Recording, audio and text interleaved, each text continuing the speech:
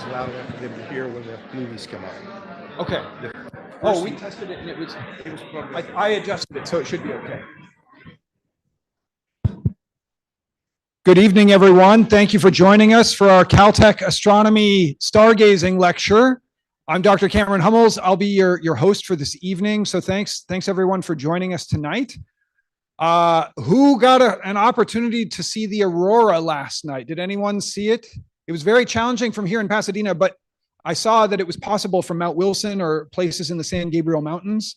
So if you're not aware, there was a big auroral storm. Essentially, a coronal mass ejection was released from the sun. So it's a bunch of charged particles that are traveling out into the solar system, and it ran into the Earth's magnetic field, compressing it and allowing some of those particles to cascade into our atmosphere and interact with the various molecules that we have in our atmosphere, leading to the beautiful displays, the northern lights, the aurora that you may have seen in social media or on television or whatnot. There may be an opportunity for it again tonight. It probably won't be visible because of the light pollution here in the Los Angeles metropolitan area. But if you get out into the mountains, or if you get out farther afield, Joshua Tree, Death Valley, just think farther from cities, then you might have an opportunity to see it again tonight. But it's a bit like the weather. You can't predict it to within, the amount of precision that you may want, but it's a kind of a maybe not once in a lifetime, but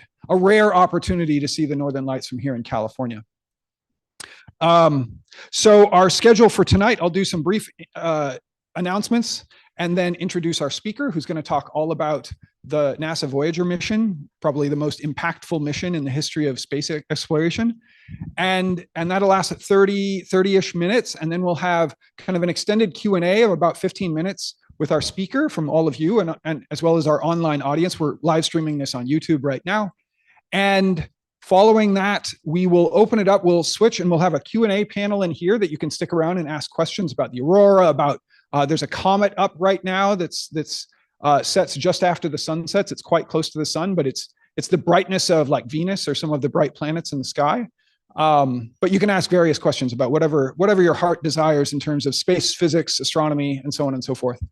And at the same time as that Q&A panel, we'll have telescopes set up on the fields directly behind us. There are signs that'll lead you in about a minute or 2 minutes of walking to the athletic fields behind us, where we have 3 telescopes set up. And there is some high cirrus, some high clouds right now, but you can still make out some of the bright objects. So the moon is actually really, really nice to look at right now.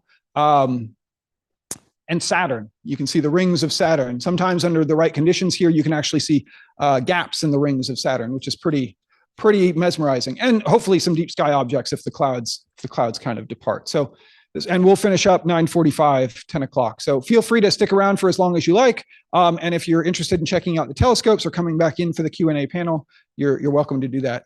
And we'll go until then. So this is one of our stargazing lecture series. These things happen once a month. And our next one is set to be November 9th or 10th, whatever the Friday night is in early November. And I had a cancellation, so I'm trying to figure out who the speaker will be, but it'll be good. I promise. So stay tuned. I'll send out an email to our mailing list, and I'll send out messages on our various social media platforms about what the speaker is and or what the presentation topic is. But that'll be at 8 o'clock on, like I said, whatever Friday is in early November. November 9th, I believe, is the date. 8th. Thank you. Whoever's got a good memory for these sorts of things or is looking at their phone. In addition to these events, we also host astronomy on tap events that take place in Old Town Pasadena, a few miles from here, at a bar restaurant called the Dog House. It's an outdoor beer garden, and it's less formal than these. And we host 2 15 to 20-minute presentations by local scientists, not just here at Caltech, but also from the NASA Jet Propulsion Laboratory or the Carnegie Observatories or UCLA or various institutions.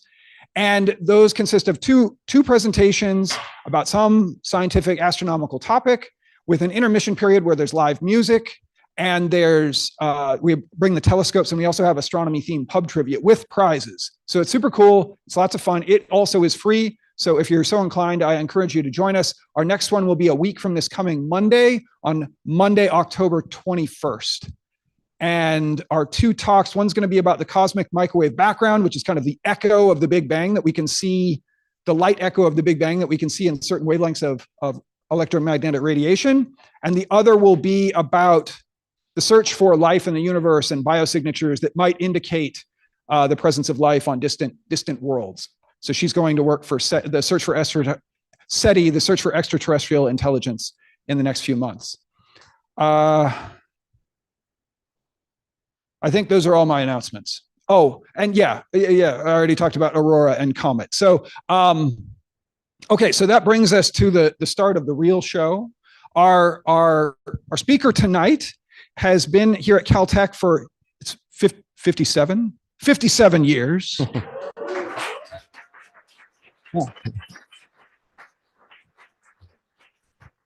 He grew up in Texas. He did his undergraduate studies at Rice in Houston, and then proceeded to do had a scholarship to spend a year at Cambridge University in the UK before joining as a PhD student, a young PhD student in 1967. Joined the department here in physics here at Caltech, and got involved in doing research in cosmic rays. Well, he'll talk about it more during his presentation. These very energetic particles that are flying through space at nearly the speed of light, and got involved with, as I said, one of the most impactful missions in the history of space travel, the NASA Voyager mission that was launched in He's going to talk all about this. I'm the imposter here. He's going to give you the details. But super important mission that's done all kinds of great stuff in the past and is continuing to do science today as the two most distant objects, man-made objects from the Earth in the universe, which is pretty awesome. So he did his PhD here, and then stayed on as a research scientist, and is now a senior scientist, a senior staff scientist after his many decades here, doing incredible work on cosmic rays and being involved with a number of different NASA missions, including the Stereo mission, the Parker Solar Probe, ACE, and so on and so forth. So please welcome our esteemed speaker for tonight, Dr. Alan Cummings. Thank you. Can we get these other people seated? There are seats empty. Yeah. For those of you in the aisleways, there are some seats kind of in the middle and the front. So we can all be awkward together as people try and shimmy into position. Now is a good time rather than waiting in the middle and everyone's kind of bumbling past. So come. For those of you who are interested, there's several seats here. Feel free to cram in, make some friends. Do you think, can everyone hear me? Everyone hear me back there? Okay, well, thank you for coming. And my big announcement is the Dodgers won. So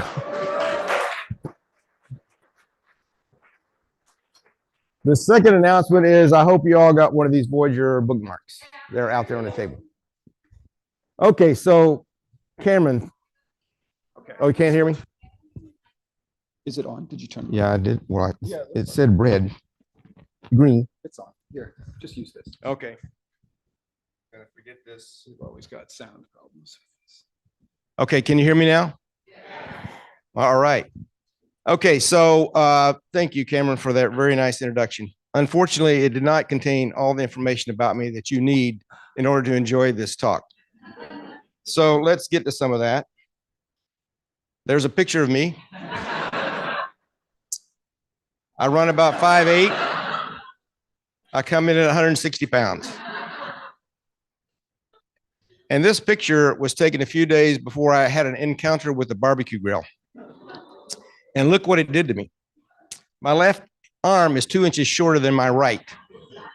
I don't know how that happened, but my takeaway, what I learned from that encounter was you don't put your arm directly in the fire. Okay, as Cameron said, I grew up in Texas, and of course, Texas is way bigger than that. I arrived here in September of '67, and that was 57 years at Caltech for me. And I've been working on the Voyager mission for 51 years. I started in 1973. Okay. Oh, the important thing. I've had that mustache since 1972. And this is a picture on my homepage. And I like this mustache because it's dark, not so white as it is. Okay, so this is most questions that I get are about, one-way light time, which is about 23 hours for Voyager 1, where they are, and so forth, and when they were launched and so forth. So we can come back to this if there are questions about that. But instead of looking at that chart, I like to look at my Voyager belt buckle, which, by the way, I have on right here tonight. And on the back of it, it has the launch dates. So Voyager 2 was launched on August 20th, 1977, and Voyager 1, September the 5th. So it's backwards. Voyager 2 was launched first on a faster trajectory. I'm sorry, Voyager 1 was launched second on a faster trajectory, and they decided to name the first one to get to Jupiter as Voyager 1. And when I was rummaging around for those belt buckles, I discovered these Texas armadillo belt buckles. And then when I found a few more, I felt like I have a problem. I've got an obsession with Texas armadillo belt buckles. But don't worry about me, because I checked myself into the Texas Armadillo Belt Buckle Rehabilitation Center. It's right up here in Altadena, actually, and they let me out to give this talk. But I'm just about over that problem. Okay, so this is the picture of the Voyager 2 launch, and it's a Titan III Centaur, pretty big rocket. And Voyager 1 was launched, as I said, September 5th, 1977. The interesting thing about this is that I was the last person to touch the spacecraft before it launched in both cases. And the reason was, let's see if I can do this. These are actual spare telescopes for the low energy telescope. This is Oort that we had to build billions. There's 4 on each spacecraft, and there was actually a Voyager proof test model that went before the Voyager 1 and Voyager 2. So we had to do 12 of these, then we had 4 spares. So this is one of the spares. And this little red thing on top is a red cover where you don't fly that. But if I were to take it off, you would see there's a thin aluminum foil covering the top of what are solid state detectors in here. And we were worried that messing around in the spacecraft, that someone would punch a hole in one of those thin foils. So I got to go up when it was on the launch pad and the big staircase and everything. And they would unscrew a hatch right over these telescopes for me to look in and see if they were okay. And you might say, well, how do you know you touched them? Well, I've got the proof of that. Here is my notebook from 1977, August the 9th. This is Voyager 2. And it says A, B, C, and D. These are the 4 LET telescopes. And the first one said it was loose. I had to tighten it because they just screw on there. So I know I checked everyone that way. So anyway, this hand right here, probably with a glove on it, was the last person to touch the spacecraft. Then they sealed it back up, and then they launched.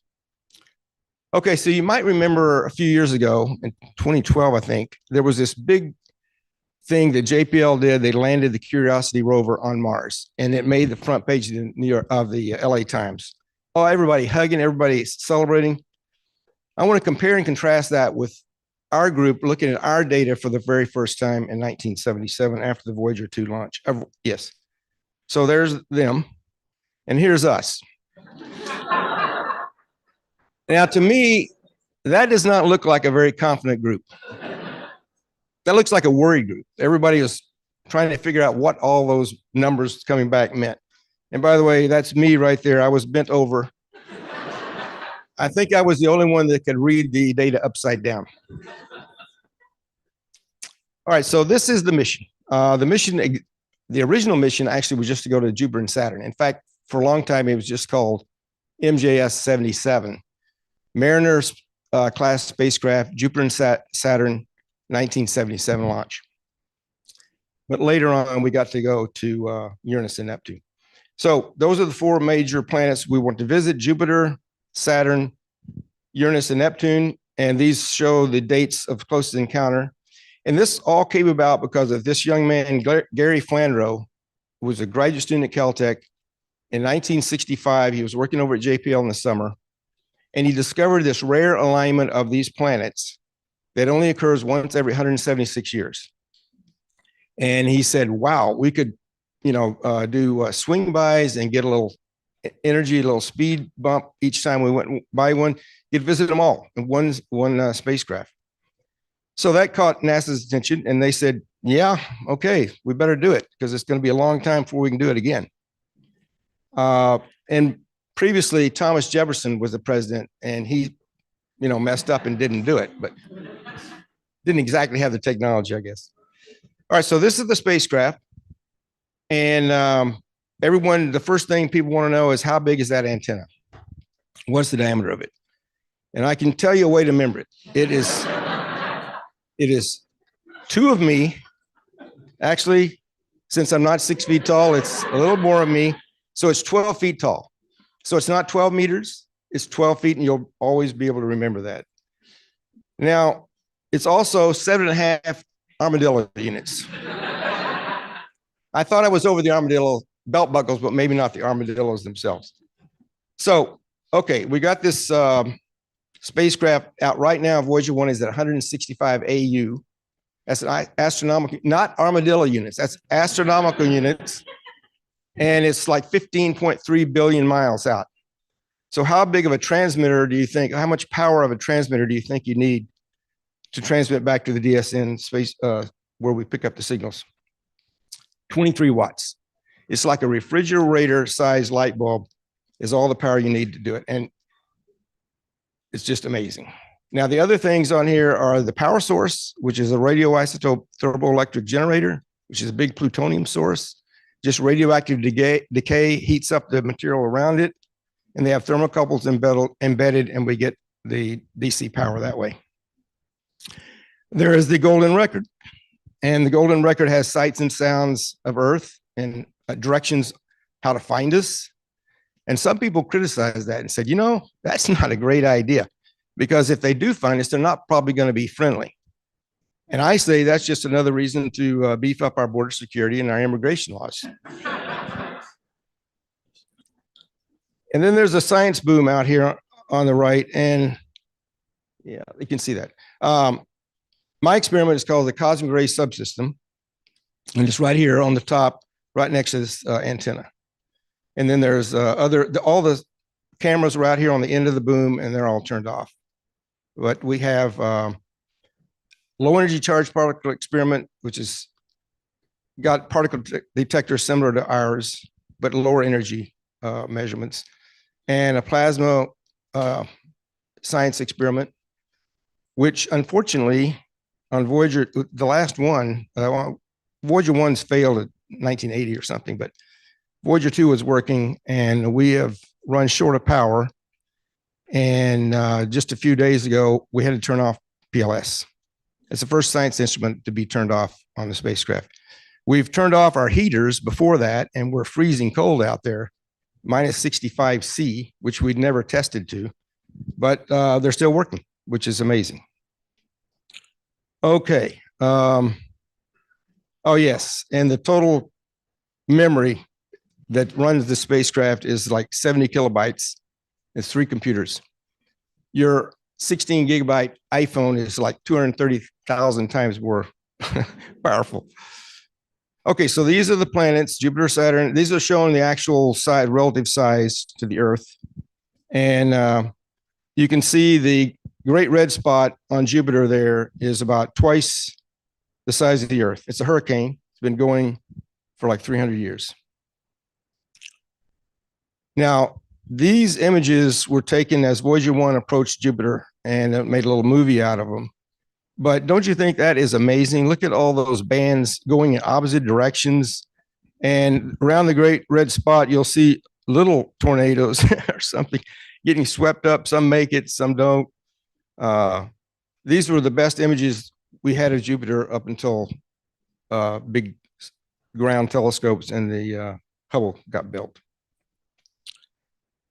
So I'm just going to go through some of my favorite pictures, favorite objects that were visited by the Voyagers. And this is a moon of Jupiter called Io. And I walked into Ramo Auditorium on campus and saw this image up there because they were beaming them down here as well. And I said, oh, no, that's not right. That's got to be a Caltech prank that they have busted into the thing and they put up a picture of a poorly made pizza. So it's about the same size as our moon, but it doesn't look like it at all. Our moon is all pockmarked and gray. This one is bright orange and black. And it turns out that those black marks are volcanoes going off. So there were 9 active volcanoes when Voyager 1 went by, and 8 still were erupting when Voyager 2 went by. It's 100 times more active than the volcanoes on Earth. And the reason is the tides there are like by 330 feet on the surface. So it's just mashing up the innards of Io and creating volcanic activity. And this is another moon of Io. So this is totally different. This is a cue ball. It's smooth, cracked. It's water ice on Europa. And Europa has more water than we have on Earth. And Europa Clipper is going to be launched pretty soon to go visit Europa and give us more information about it. Okay, the beautiful rings of Saturn. And Saturn, it turns out those rings had an interesting property. They had spokes.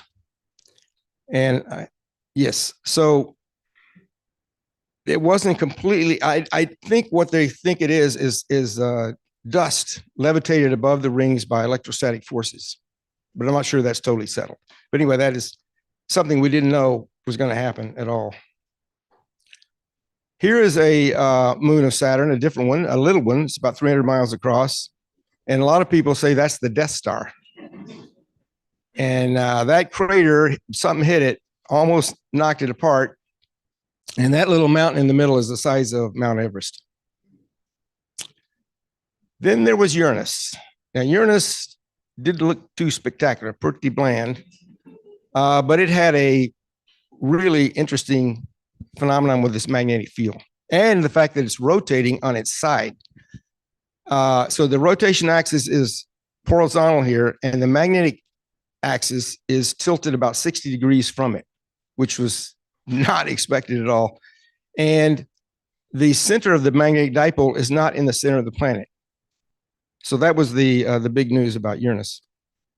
And here is a moon of Uranus called Miranda, one of my favorites because it just totally different again. So the diversity of the moons is really one of the big things that Voyager found.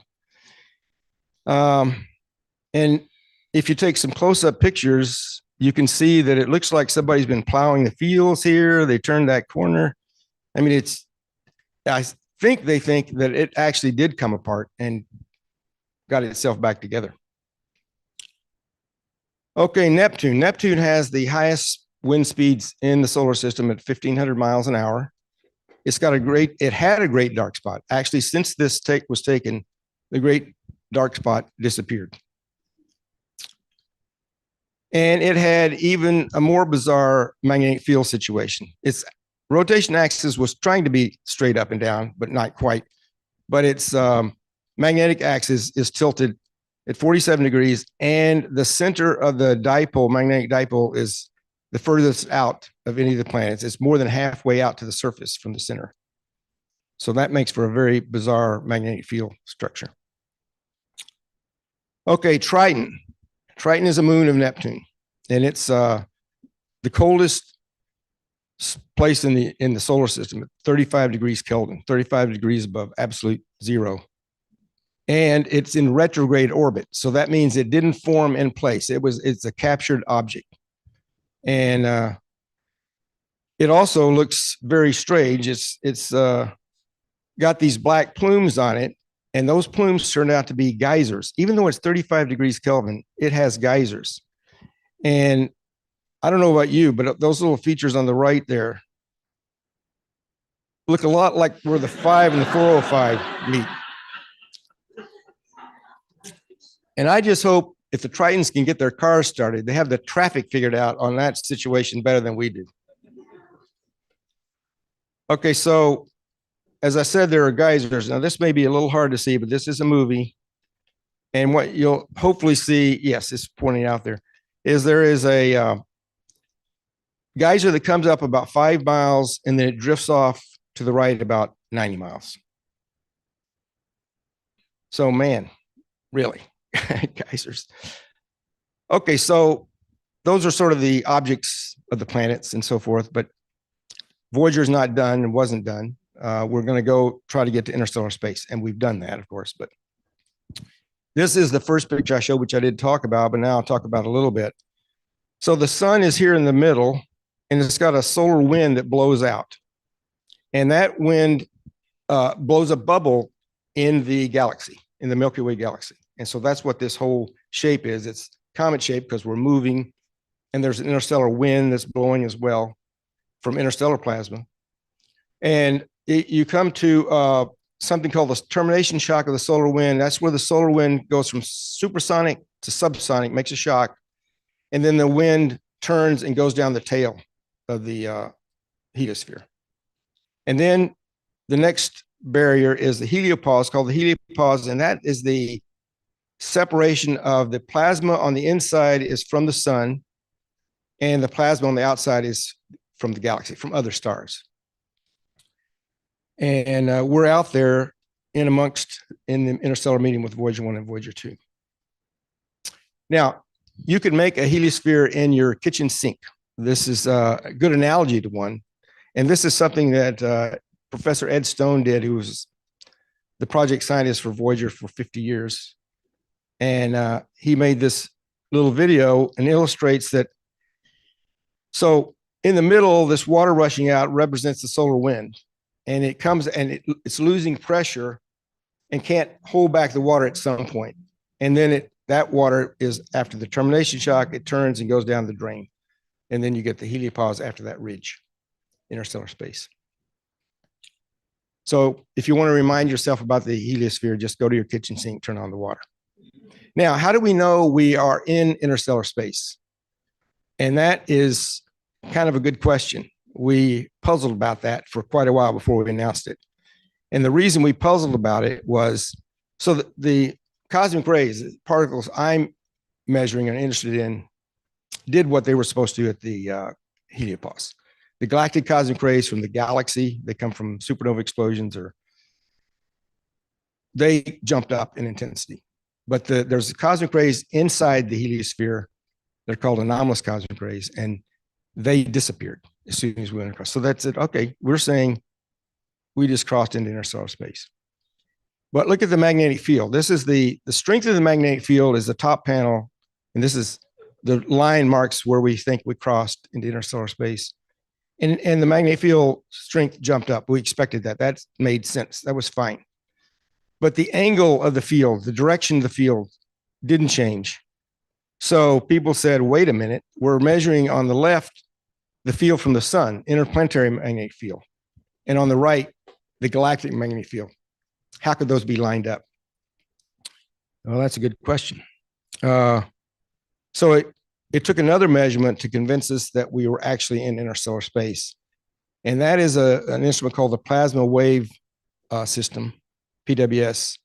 And what it could measure is if by chance some shock from the sun came out and rattled the cages and caused what was called electron plasma oscillations.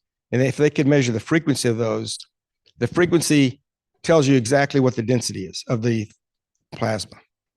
And that happened. It happened twice, separated by about 5 months. And what happened was, this is an illustration versus distance from the sun of what well, look on the right, the density should be of the plasma. As the solar wind goes out, the density is going to get less. And it drops off.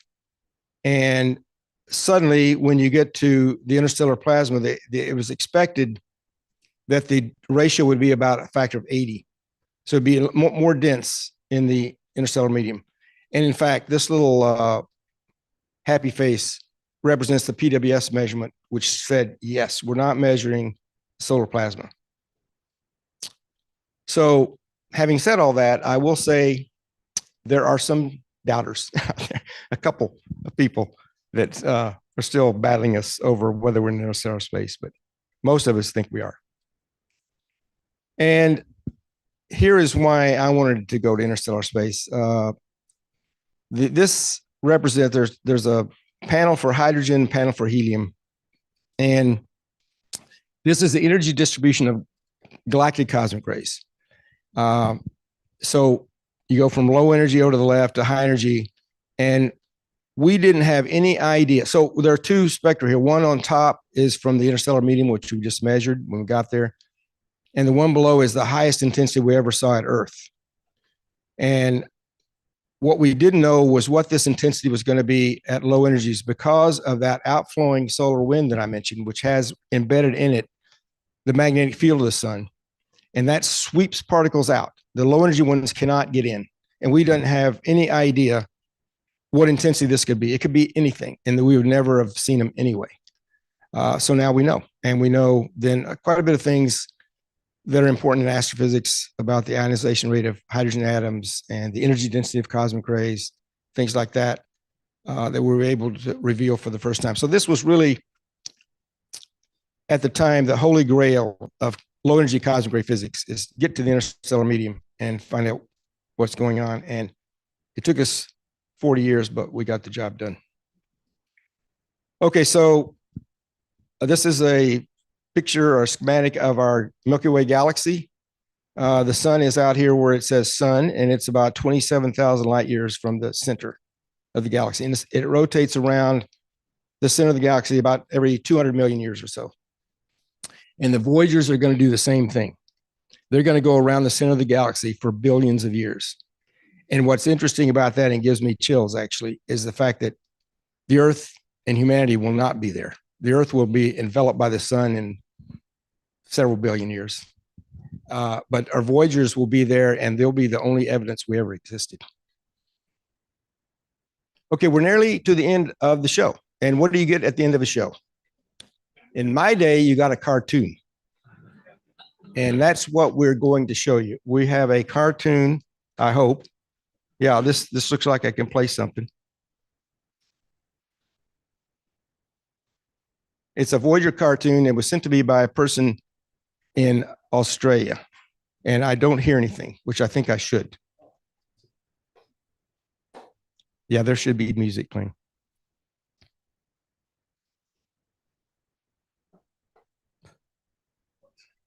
It's okay. We can.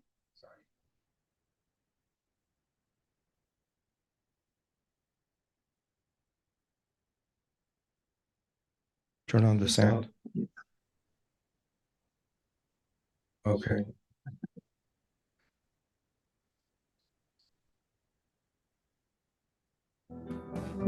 Yes. Good. Now, what, how do we get rid of that little hanging dealy bopper? Oh, we had to. Oh boy, Okay, that was not good. it's okay. You got it.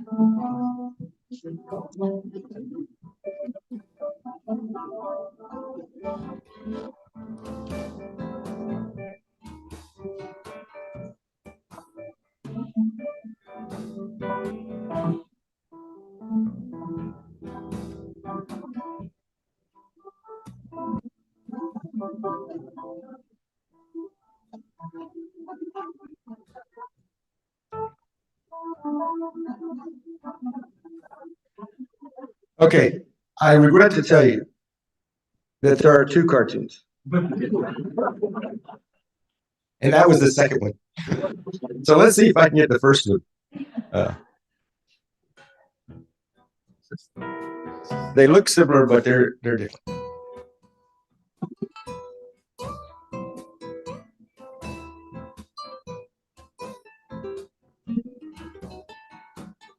If this is the same, then there's a mistake made. I'm not sure.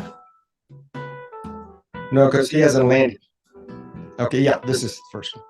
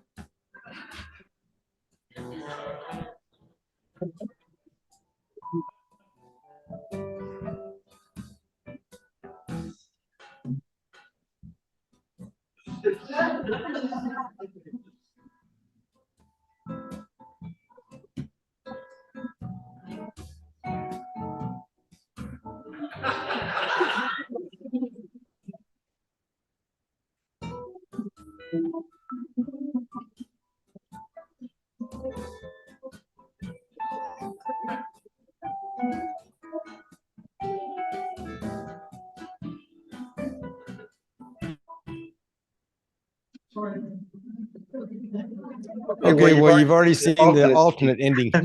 Okay, but it's Okay, not but it's quite not over. quite over yet. Got I've something got else. something else for you.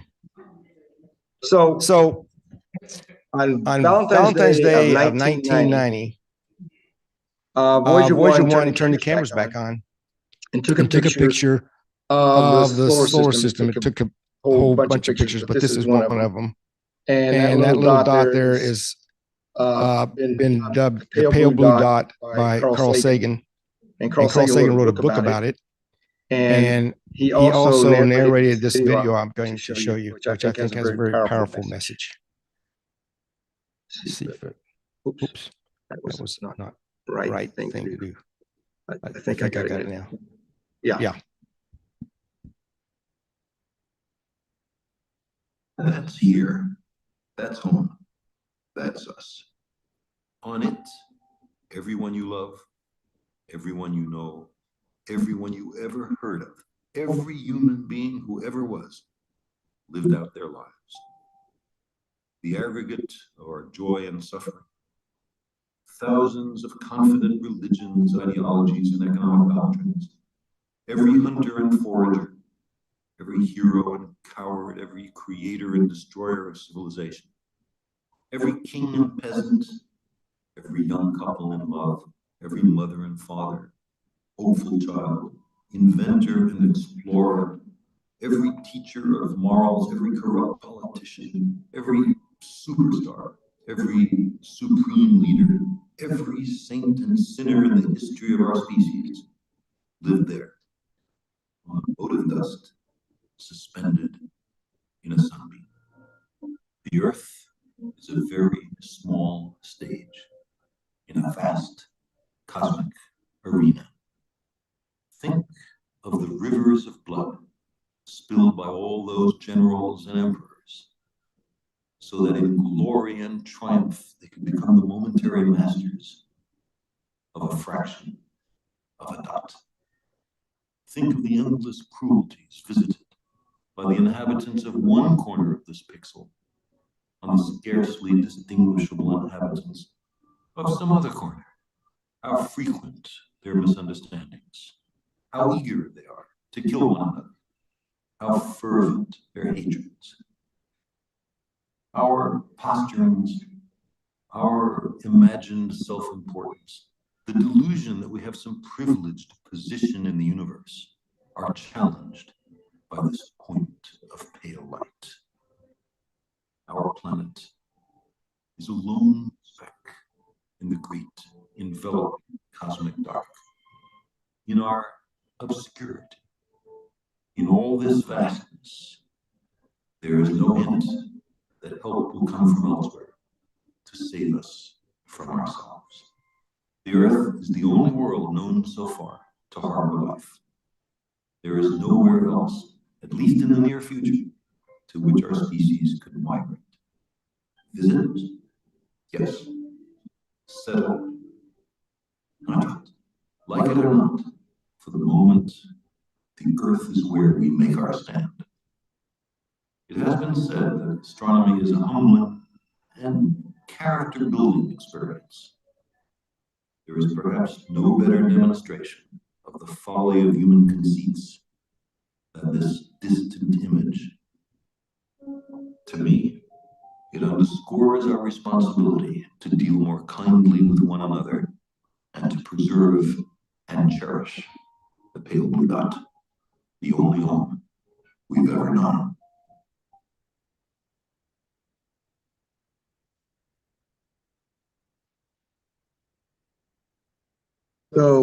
So my thinking is that we should get all the world leaders into a room and watch this thing. And then maybe world peace will break out and Voyagers will get the Nobel Peace Prize. Thank you very much.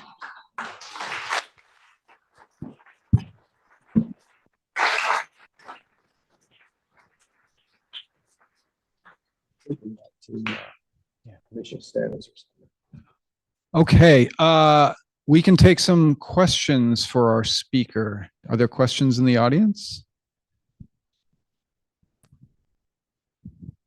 Hi, thank you so much. First off, I think it was very apt for you to launch video number 2 before video number 1. But also question, have there been any significant measurements or surprising measurements taken from the Voyager missions outside of heliopause? Outside of what? Outside of what? Yes. There are things going on right now. So it turns out that we kind of expected when we got to the heliopause, we're getting into the galaxy in the Milky Way, and everything would just be the same day after day. We wouldn't have any changes. But in fact, the sun still has an influence. It sends out shock waves that transmit through the heliopause and go out there, and they cause some effects.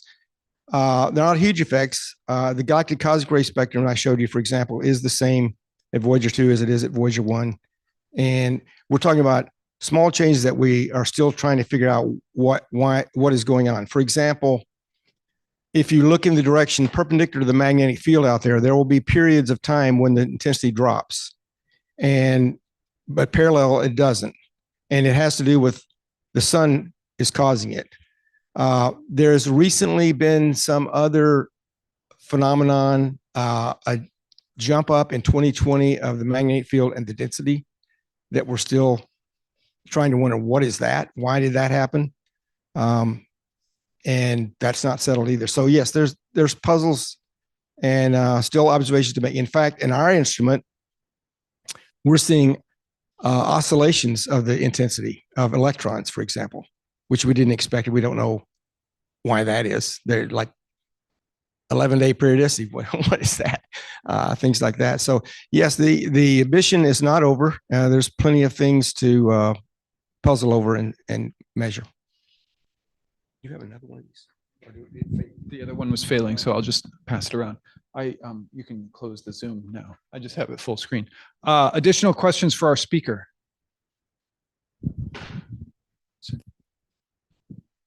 So in the cartoon, I saw Voyager land crashing to like an alien planet.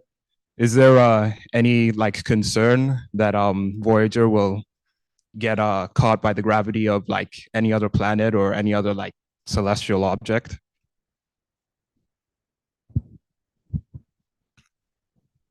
I would say no. The prevailing wisdom is that the space is so empty out there that it's not going to hit anything for 1 billion years at least, probably. And in order to get captured, that's actually a kind of a 3-body problem. You can't just, if you just go past the planet, you're just going to keep going past the planet. You got to hit something and get caught. So no, I think it'll last a long time. I'll try this mic. It was giving us problems earlier. Sir, in the middle. Can you pass? Yeah. So I was wondering, it seems like the technology on the Voyager compared to now is very limited.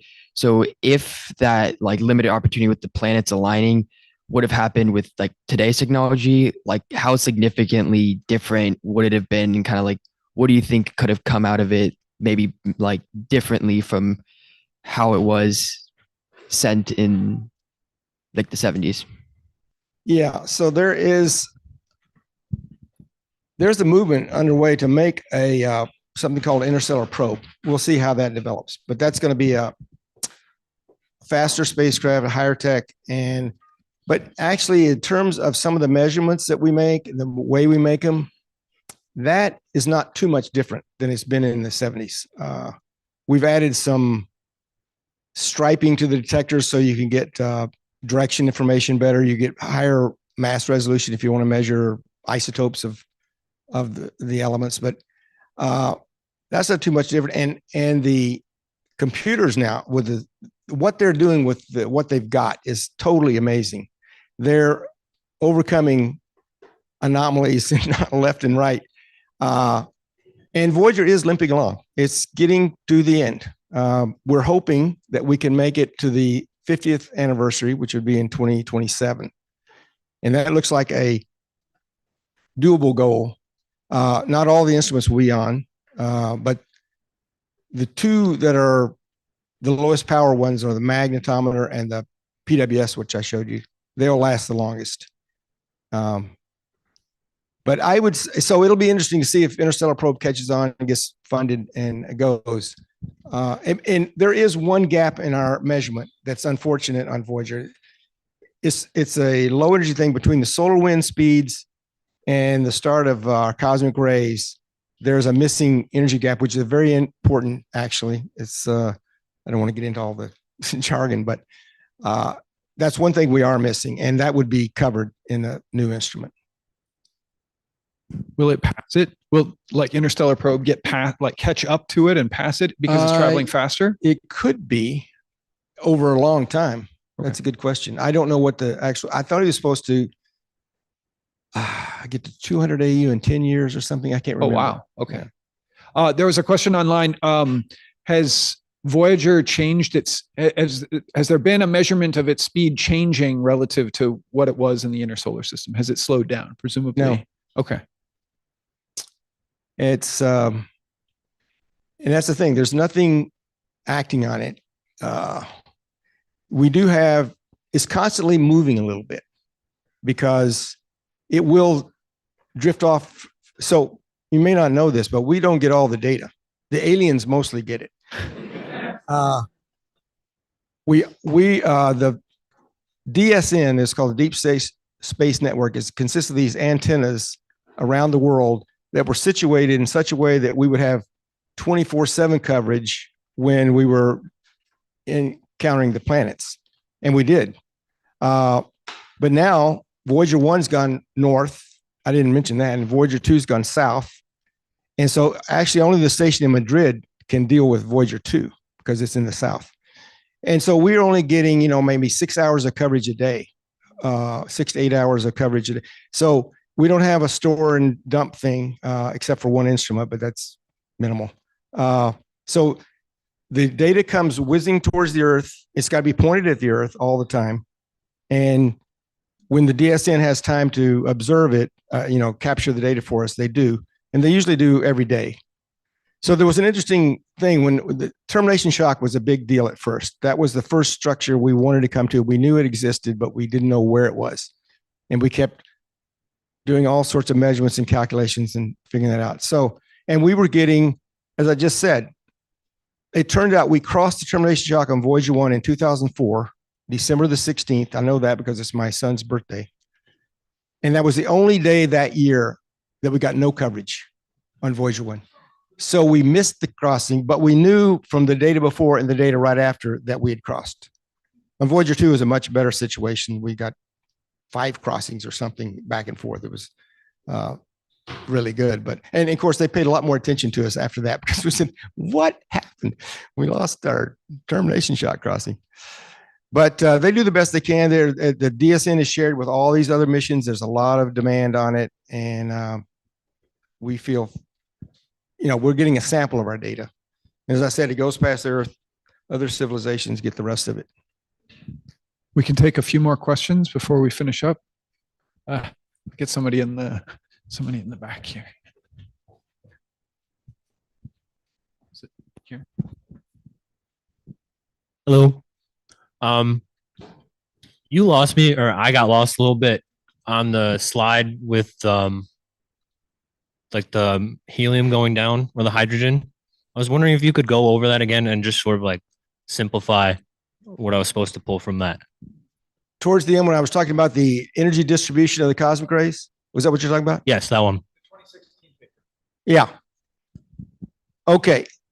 So I didn't go over very carefully what that was. That was the sort of the rate or the intensity of cosmic rays on the vertical axis and the energy of the cosmic rays on the horizontal axis.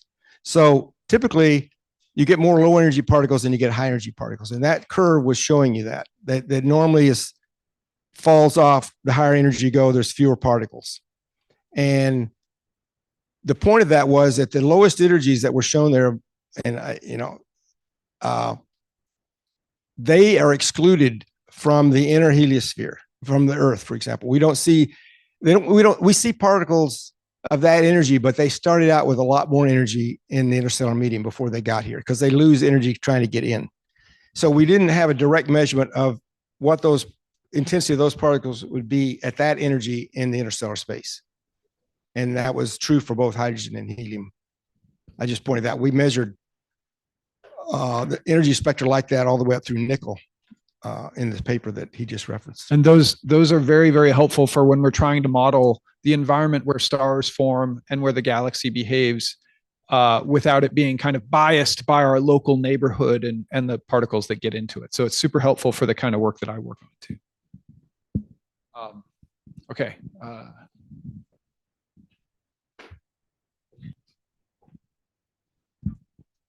Hi. So I get it that you have an instrument on the spacecraft that measures the magnetic field, orientation, strength, and all of that.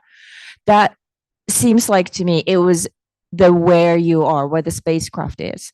How do you know that magnetic field measurement of like moons or whatever else? Like, it's a remote sensing, and what kind of observations do you make to make such conclusions?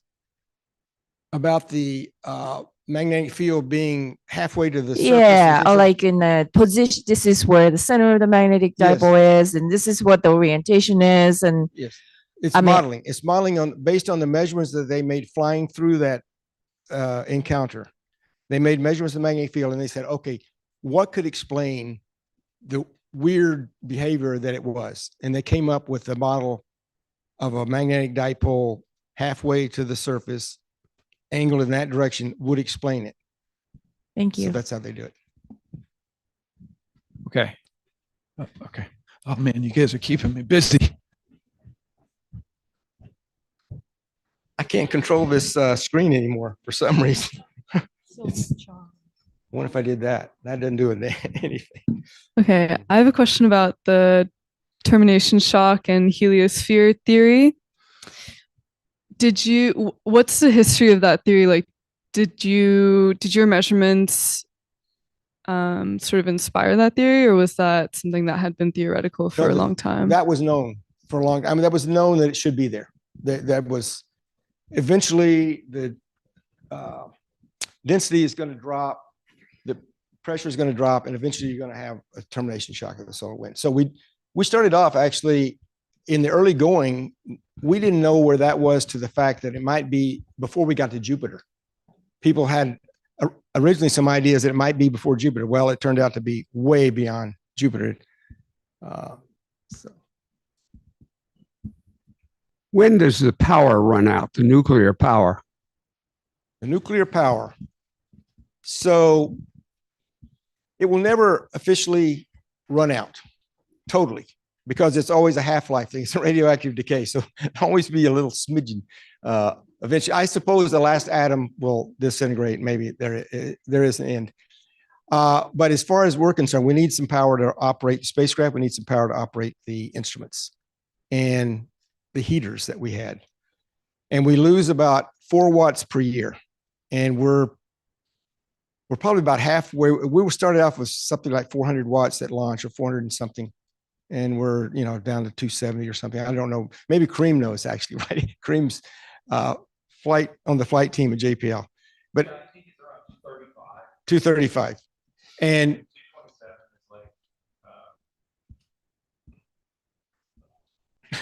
turn something up. Yes, we already had to do that with PLS. And so these instruments take about 4 or 5 watts. So sort of one goes off every year is what it's going to look like, at least on Voyager 2. Voyager 1's a little bit better shape. But there are things that are getting it, it's interesting, because the Voyager is coming to an end in a kind of a graceful way in a sense, because there's different things trying to kill it off. there are the thruster lines. The thruster lines are close to freezing. That's not good. And they control the fact that we're looking at Earth for the DSN. So we have to keep it pointed at Earth. So there's always little thrusters firing. And the thruster lines are getting clogged. And we recently just had to switch thrusters. There's so much redundancy on these spacecraft. It is amazing. And they built that into it. We've gone through different sets of thrusters. And even on our individual instruments, everybody built in a lot of redundancy. We've got those 4 telescopes I mentioned on LET. We've had failures. One of them got blasted when it went by IO with the radiation. But we have the others. And similar on the spacecraft, they got backup computers, backup everything, and backup transmitters and receivers. There was a sort of a bad thing happened right after launch on one of them where the command loss timer timed out, and that it was set to, like, I don't know. So this is if the receiver doesn't get anything from the ground in a certain period of time, it assumes the receiver itself is dead, switches to the backup receiver. It switched up the backup receiver and killed it, and then got back to the other one, something like this. But anyway, it is now on Voyager 2, been operating this way for almost since launch with an injured receiver that, in fact, in order to communicate with it, you have to Doppler shift the signal going out, because it automatically did that on the spacecraft for you before, but this part failed. But it's transparent to the user. We don't notice it personally. It works just fine. Okay. When the photo of you like bending over, are you still in touch with any of the original team, or are they still involved with the Voyager? And what was like some of the challenges creating or developing the Voyager? Like what was the most difficult part of making it? So yes, there are other teams. We meet twice a year as a group, and we discuss our data, and we sit down every 3 years and write a new proposal to get more funding to keep it going. And we do our science. We write papers. We analyze data. Yes, the experiments that are on are the plasma wave experiment. I said there's 4 of us really: plasma wave, LACP, low energy charged particle, CRS, and PLS. But PLS is now off. So I guess, MAG is magnetometer. And yes, we're still an active group, and attend conferences and whatnot. So we're still measuring a lot of interesting things out there. Now, what is the difficult? Okay, so in the beginning, I'll tell you what's another amazing thing about Voyager is how quickly that happened. It started like in 72, I believe, and they built 3 spacecraft and all these instruments and launched in 77, 5 years. I just got finished with working on Parker Solar Probe, and we had one little box to build, one instrument, and we spent 10 years on that thing. So it went a lot quicker then. And it was definitely more focused. There was quite a bit of money available because they wanted to get this done. And a little bit, I would say a little bit less oversight from the government maybe.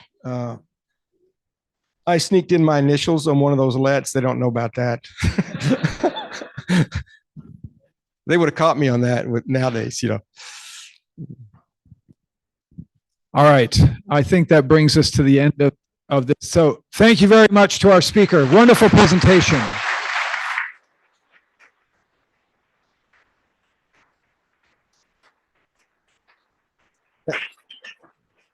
Well, thank you. Thank you for coming. I was a little worried that the Dodgers game might cut down the crowd, but I can see that people are standing up. So this is a very nice crowd. Thank you. We'll have a brief intermission here. If you'd like to stick around for our Q&A panel, we'll do that for the next 45 minutes or so in here. We also have telescopes that are set up outside, so you can follow the signs around the building and just onto the fields behind us. I think they're looking at the moon and Saturn. And you can certainly go back and forth between the two. Stick around for this for a bit, go back out there, or vice versa. And our next one of these will be November 8th, Friday, November 8th. And our next Astronomy on Tap will be October 21st, Monday, October 21st, a week from Monday. All right, so we'll have our intermission. We'll get started with the Q&A panel in about 5 minutes.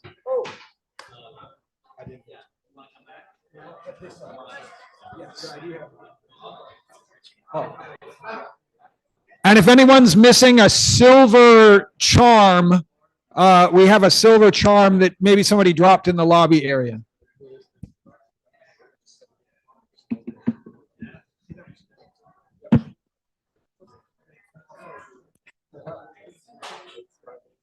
Thanks so much. That's so cool. I appreciate it.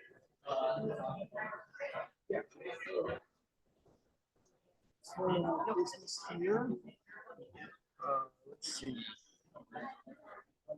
3 hours.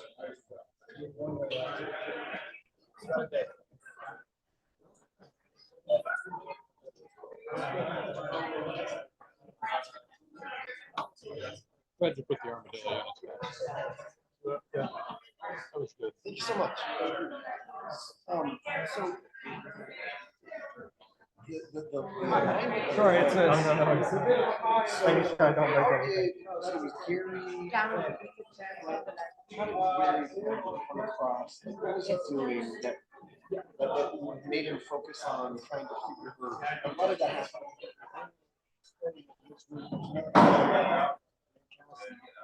They were just studying the possibility anyway, bouncing on one thing and going to the next. Gravity Just system. gravity system. They looked at gravity system. And he was playing around and he sort of, I make it so.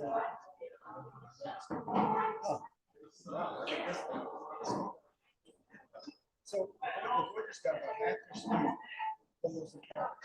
Okay. It's about twice the launch speed.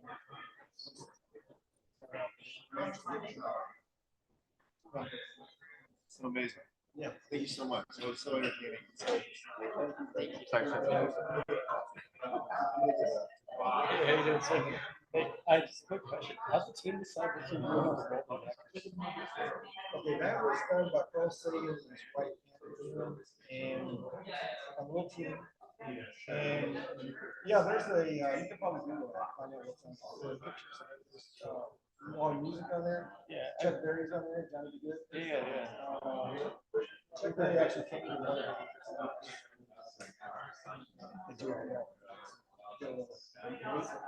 Is there like a voting system? Or No, I don't, I think they just, and they have hello, 80 languages or something. A lot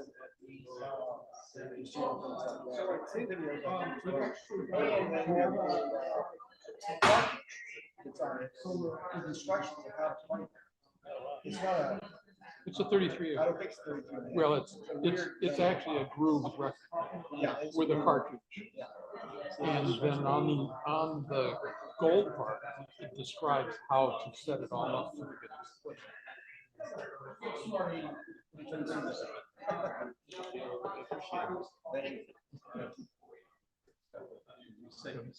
I could see it.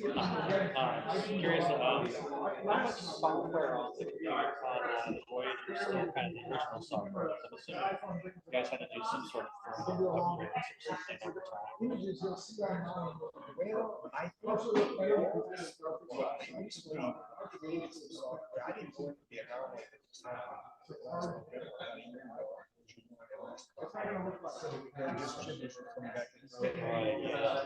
They set the carrier signal and they work and they got a good time team involved and they walk a memory and they programmed around it. So they did do some software recently to move the and but when it was launched, it has lots of different modes. Some are engineering mode and science mode, and they varied as they went out. The encounters had a much higher bit rate than we have now. Like that. So, but those were all figured out. It is amazing. I mean, they have very, it's all in machine language, very efficient. This last anomaly just about pushed the limit because they couldn't find the source for it. They actually picked it out from the object of the source. Oh, that's so cool. I get chills every time. Yeah, my dad was one of the software engineers for the project. Oh, really? So Yeah, so it was a real pleasure to see you talk today. Well, great. So thank you very much. Thank you. Thank you for coming. Hi there. I just want to stop by. I'm actually graduating from Rice now. Oh, really? So I was curious about presidential college. Thanks. Do they have presidential colleges while you're Yes. there? Which one? Go. Oh, you're right. Yes.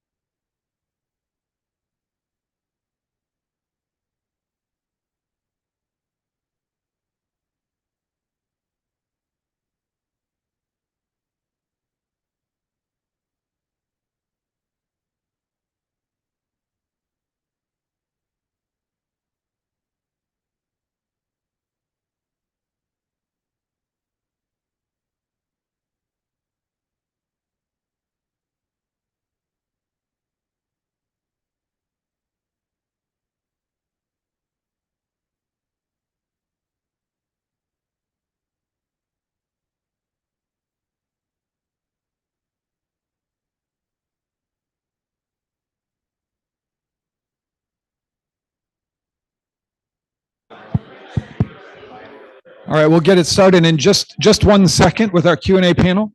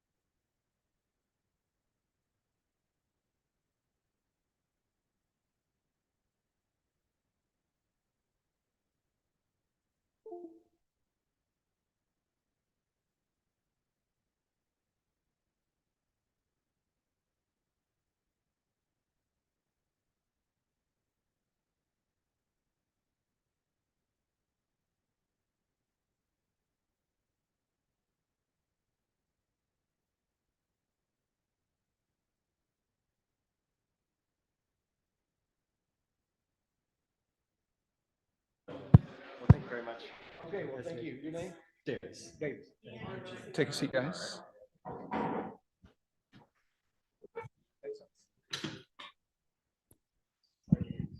Okay, we're going to get started with our Q&A panel. Sadly, our speaker has to leave, so I can't promise to know the answers about Voyager specific things. I know a little bit, but not at nearly the same level of detail as our speaker does.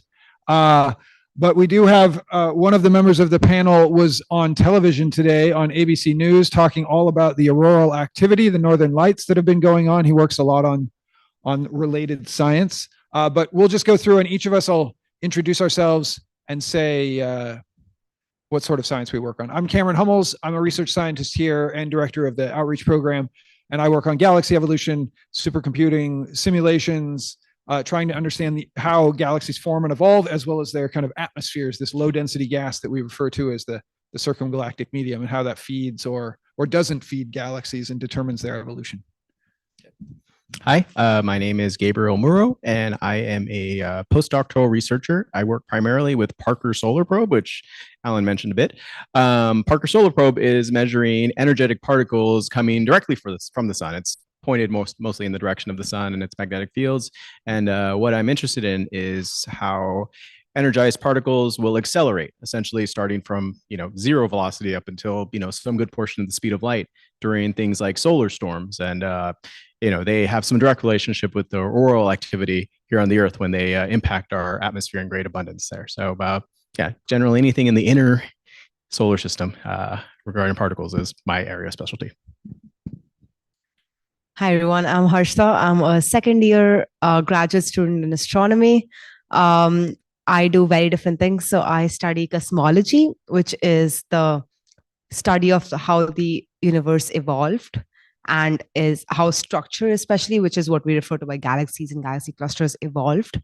And I do that using studying galaxy clusters, which, as the name suggests, is clusters of galaxies, which is a bunch of galaxies, and then they're the most massive objects in the universe, and they're the most sensitive to how the universe has evolved. So studying them gives us a very good idea of how much matter is there in the universe, how fast is the universe expanding, and so on and so forth. So there we go. We can take questions from the audience. We also have questions from the online audience, so we can kind of switch back and forth. But Thank you. So there was lots of mention during the talk about low energy measurements, and then also how energy coming into the heliosphere from outside loses energy. So with those in mind, have there been any discussions, or would there be any value in trying to put a telescope outside of the heliosphere? Yes. Go ahead. We can both we'll do our best to replace Alan. So as Alan mentioned, the computing power on Voyager is just ridiculously weak. It's also set to to a certain range of energies, which at least in the 70s they thought was valid for exploring the outer solar system. Now, if we were to build a interstellar probe, I think is what they're calling it, a mission that would actually also leave the heliosphere, hopefully a little bit quicker, we would, of course, build a much more robust instrument capable of measuring some of these high energies and low energies, which maybe could solve, as Alan mentioned, this gap in energy in galactic cosmic rays. And to be honest, I'm not quite sure what else, but I mean, the thing is, it's, Voyager was our first time going to the outer heliosphere, and we didn't know what to expect. After 50 years, we could definitely build new instruments, maybe completely different, to better explore the plasma environment beyond the solar system's reach. And yeah, that's essentially what I think how it would work. So there is definitely value in doing this again. Typically, you'll see many missions which seem similar. So in the case of Parker Solar Probe, we had many previous missions staring at the sun, measuring particles.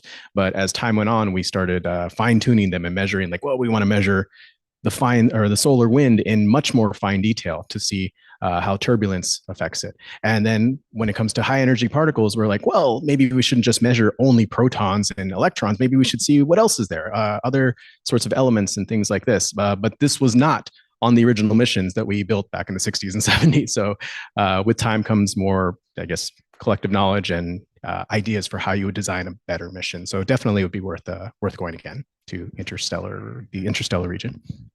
The one thing I'd add on that is, so normally when you think about space telescopes, you may think James Webb Space Telescope or Hubble Space Telescope that operate by collecting radiation in the visible part of the electromagnetic spectrum, or in the case of James Webb, the infrared, the near infrared part of the spectrum.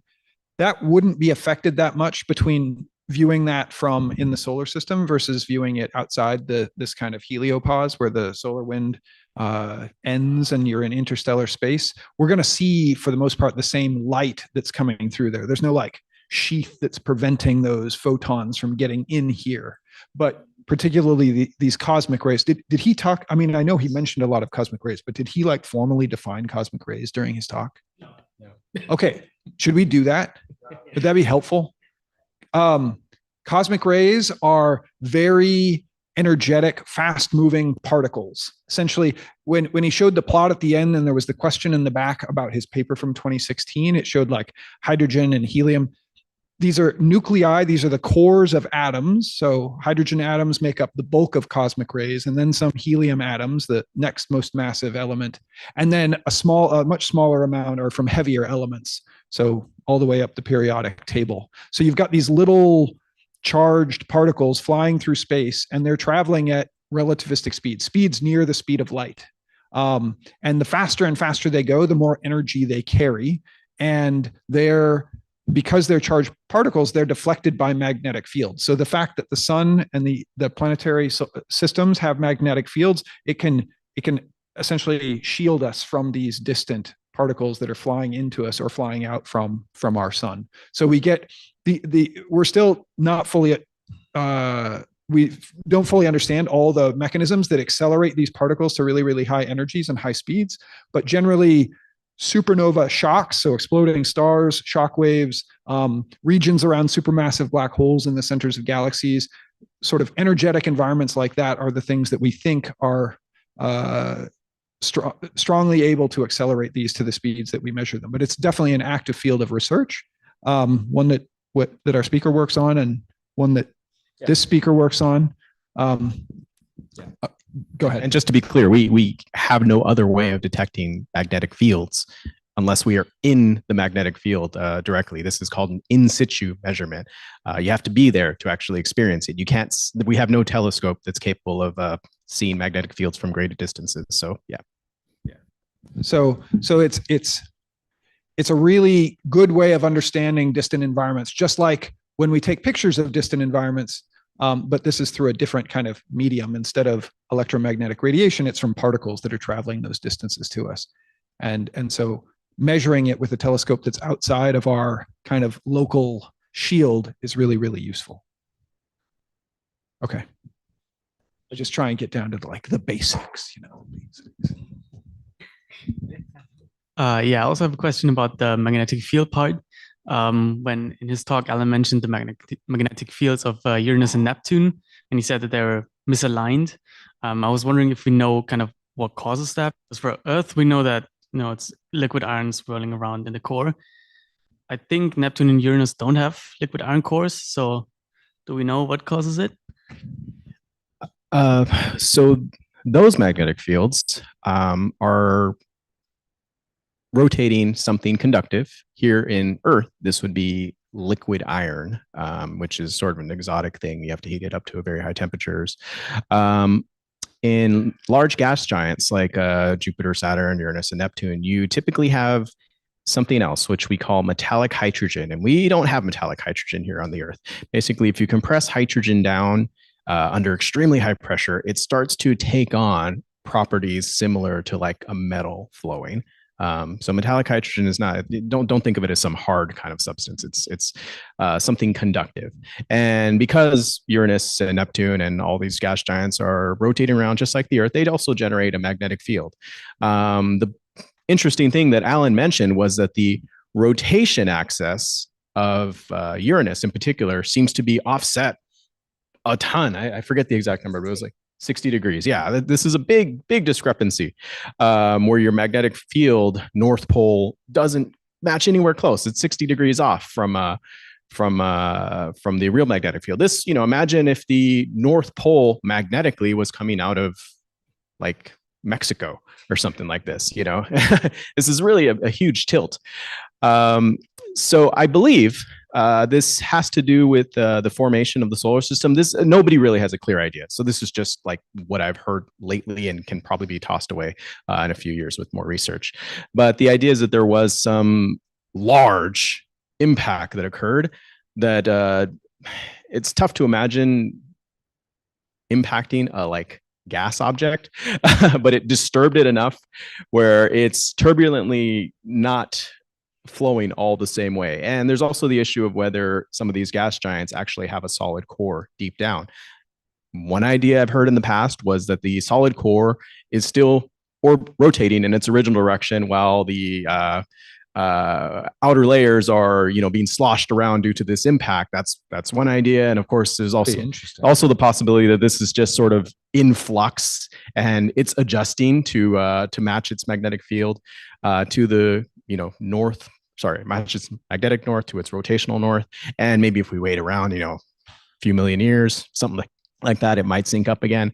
And then there's all sorts of other turbulence related reasons about this is some kind of chaotic process that maybe it's just a temporary thing. But these I don't know. I don't know in any great detail, and I'm pretty sure I like to say this is an area of active research when I don't really know the answer to that. So yeah, I don't know specifically that system, but I do know there have been a couple of there's some researchers in the department, most notably Jim Fuller and his group, that work on the interiors of stars and in the interiors of planets as well. That for Jupiter and Saturn, I think the current leading hypothesis is, rather than it being like a rocky core in its center, it's like metallic hydrogen, essentially hydrogen core that's compressed so much under its own pressure that it takes on a different phase of matter and it behaves more like a metallic kind of solid-ish structure. But no one's been down there to actually like take some sort of measurements. So this is what you get from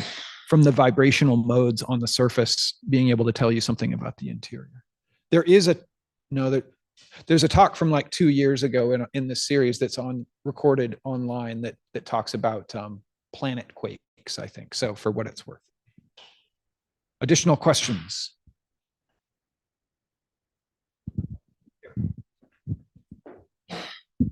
It's a little bit silly, but if you had like, let's just say like a camera that you could throw out into space at like light speed, right? And you could actually observe what was going on. I know that like a light year is the time it takes light to travel like a year. So when you're looking at deep space and all that, you're seeing it like hundreds of millions of years ago. But if you were to throw a camera out and let's say it's going like that fast, or let's say even faster, like 1,000 light years, like as it gets closer to an object that's farther away, like how would the object, would it like start to go like forwards in time like rapidly, and you would start to see it like if you could visualize like a planet, you would see like 300,000 years ago, and then as you get closer, you would see it like rapidly speed up over time until you got to the point where you're at the planet, or like how would that work? So are you referring mostly to like time dilation effects, where the stretching of time based on your, well, for you, well, I don't know. Harsh, you guys want to talk about time dilation? For your personal experience, you don't experience things any different. Like you in your own reference frame, you're traveling, a year still feels like a year to you.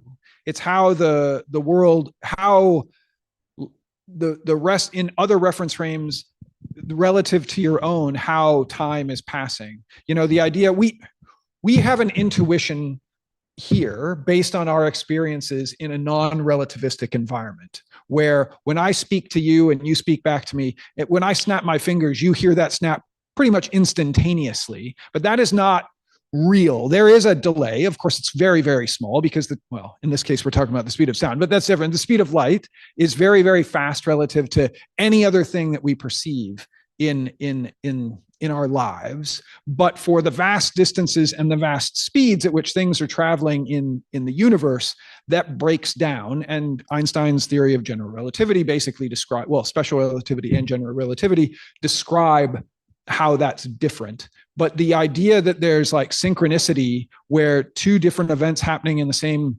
in different locations are happening at the same time, that it doesn't really hold anymore. And so you're right, you experience time dilation relative to other people in different reference frames. And probably the one that most people are most familiar with is this one that's characterized in the film Interstellar, where, have you seen this film? I don't want to ruin it here. Yes, that's right.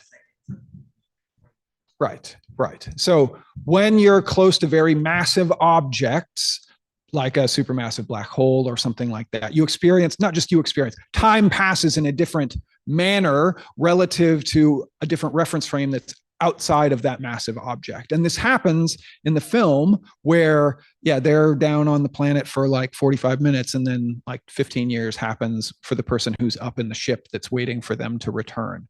And that's an exaggerated instance, but it is possible to do this sort of thing. But the point is, the people who are down on the planet didn't experience time differently for them. It was just 45 minutes to them. And they came back to their pal and for him, his time had passed normally for him. So it's not like all of a sudden you're going to feel this acceleration of time for you. That camera or that person that's being shunted into space and traveling towards a distant distant object, it's going to feel like normal time passing for them, because they're in their own reference frame. Yeah. Oh yeah, I'll get you, and then I'll ask the online audience. Yes. We're talking about light. Light is very important. I noticed last few years we've had around noontime, 12 o'clock, 1 o'clock, 1:30 in the afternoon. We notice this kind of blackout almost. There's no light for a brief second, then it gets very cold. Well, like the solar eclipse? Is this what you're saying? I'm not sure. I'm asking, what is that? So a darkness and drop in temperature in the middle of the day.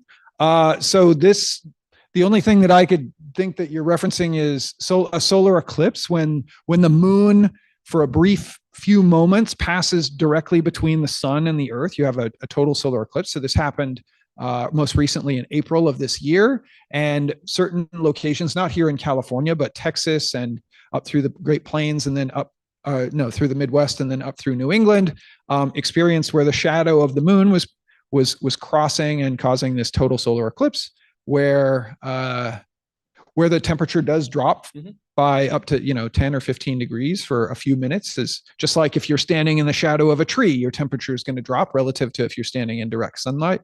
And yeah, you get this, but it's usually pretty rare. Usually it happens somewhere on Earth. You'll get this effect once every 2 to 3 years. I think the next one is meant to happen over Iceland and Spain in 2026 in and then in August. 2027 there'll be one that passes over northern Africa. Yeah, it'll and be Spain. crossing the pyramids in Egypt, so it should be pretty cool. Yes. But for a particular location on the Earth, it can be like the next one that's passing over Los Angeles, where we'll have a total solar eclipse visible here, it's like 150 years or something like that, or 200 years. So it's pretty unusual for it to happen over a given locale. But yeah, I'm going to ask one of the online questions. Okay, so this was originally for our speaker, but I think we can handle it as well. Regarding magnetic fields, if Voyager were to fly by a rogue planet with a significant magnetic field, could it detect it? And I thought there was another question related to this. Where are the Voyagers in relation to the Kuiper belt and the Oort cloud? So the Voyagers, I think, are at about 160 AU out.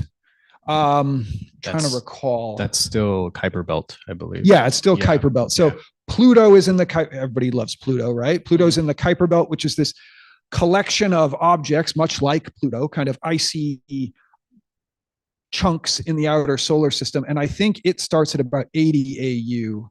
And when I say AU, I mean astronomical units. That's the distance between the Earth and the sun, just for reference. So about 80 times further out from the Earth than the sun is from the Earth. And then there's a gap. Yeah. And then beyond that, we think there's what's known as the Oort cloud, which also is collected presumably of icy objects. And we think that many of the comets that are coming into the inner solar system are either coming from the Kuiper belt or from the Oort cloud, including the comet that was potentially visible from here tonight. Behind the clouds. Yeah, I tried to look at it from the roof, but I forget the name of this comet. It is a very challenging. It's a very long name, but it's called Comet A3. So it'll be visible later in the week. So I would say the first maybe 45 minutes to 1 hour after sunset, if you look to the west right after the sun sets, you might see a small little dot in between Venus and another bright star called Arcturus, just to the west there. And it's going to be getting progressively higher up and easier to see, although it will be getting dimmer as well. So it's always a balance of this stuff. And that comet is an Oort cloud object. So it's got an orbital period of 80,000 years. I forget offhand how far that is in distance, but it's supposed to be an Oort cloud object. So it won't be around again for a very long time. So Cameron was mentioning the Kuiper belt, which is kind of shaped like a belt. It's similar-ish to the plane in which all the planets rotate around in our solar system. So it's considered outer region where planet formation was kind of getting started, but didn't the objects out there didn't coalesce enough to form big planets. So you still got just these random objects out there. So typically when we find stuff from this region, we call it just a Kuiper belt object. Then you have a gap, and that's due to the gravitational influence of early planet formation. And then you've got this thing called the Oort cloud, which is just stuff from the older early solar nebula that didn't spin around and form a disk. So it's just, random parts of the older solar system that didn't really coalesce and create any planets. I believe the connection to this is that there is an idea that sometimes we get bombarded with comets. Thankfully, we've just got one passing by. We don't want to see too many comets around because this is how you get hit by a comet. And we don't want that to happen. Dinosaurs didn't do too well when that happened. So the reason why sometimes there's a large increase in comets is that there's possibly a large gravitational object like a rogue planet, meaning a planet that's not attached to any stars, just floating around. It wouldn't glow or anything like that because it's cold. It doesn't have a star or any gravitational object to heat it up. And it would just be moving around in space and disturb the Oort cloud and potentially send some of these comets on new trajectories, some of which might take it very close to the Earth. So if Voyager was flying probably very close by, this is very, very unlikely. I think Alan was saying that they don't expect to hit anything for at least 1 billion years. But, we don't know where these rogue planets are. And if we potentially got like a very strong increase in magnetic field and that seemed to be aligned to something that we were zooming by very, very quickly, I suppose that would be one way that Voyager could detect, even without a camera, some sort of strong magnetically active object. So this is, I guess, definitely a possibility, although it's very, very unlikely that this would happen. But yeah, that's one way that we can detect rogue planets. And I suppose after that, we can probably figure out when we're going to get bombarded with comets and, have a party before then, at least. But at its rate of travel, it's not going very fast. So to reach like the nearest star, and I don't think it's directed at Alpha or Proxima Centauri, but it would be like tens of or hundreds of thousands of years of travel, I think. It'd be a long wait. So its battery is certainly going to run out in a short order. Yeah, the chances of us finding a rogue planet at 160 or even 200 AU is probably pretty low. We are actively looking for I think it's called Planet 9 at this distance, and we're not finding much. So the chances of some big object being out there and being undiscovered is pretty low. Questions? I'll get to other questions before I come back to you. Yeah. So this one is directed to Harshda. So in terms of, so why, I understand that from like the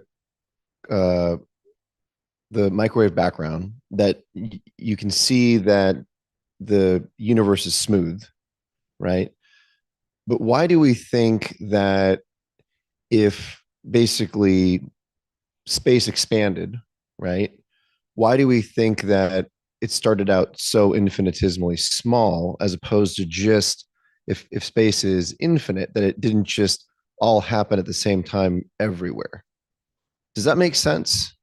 You mean why is everything so smooth, but now it's no. So why do we think everything started from such a small point as opposed to just happened everywhere?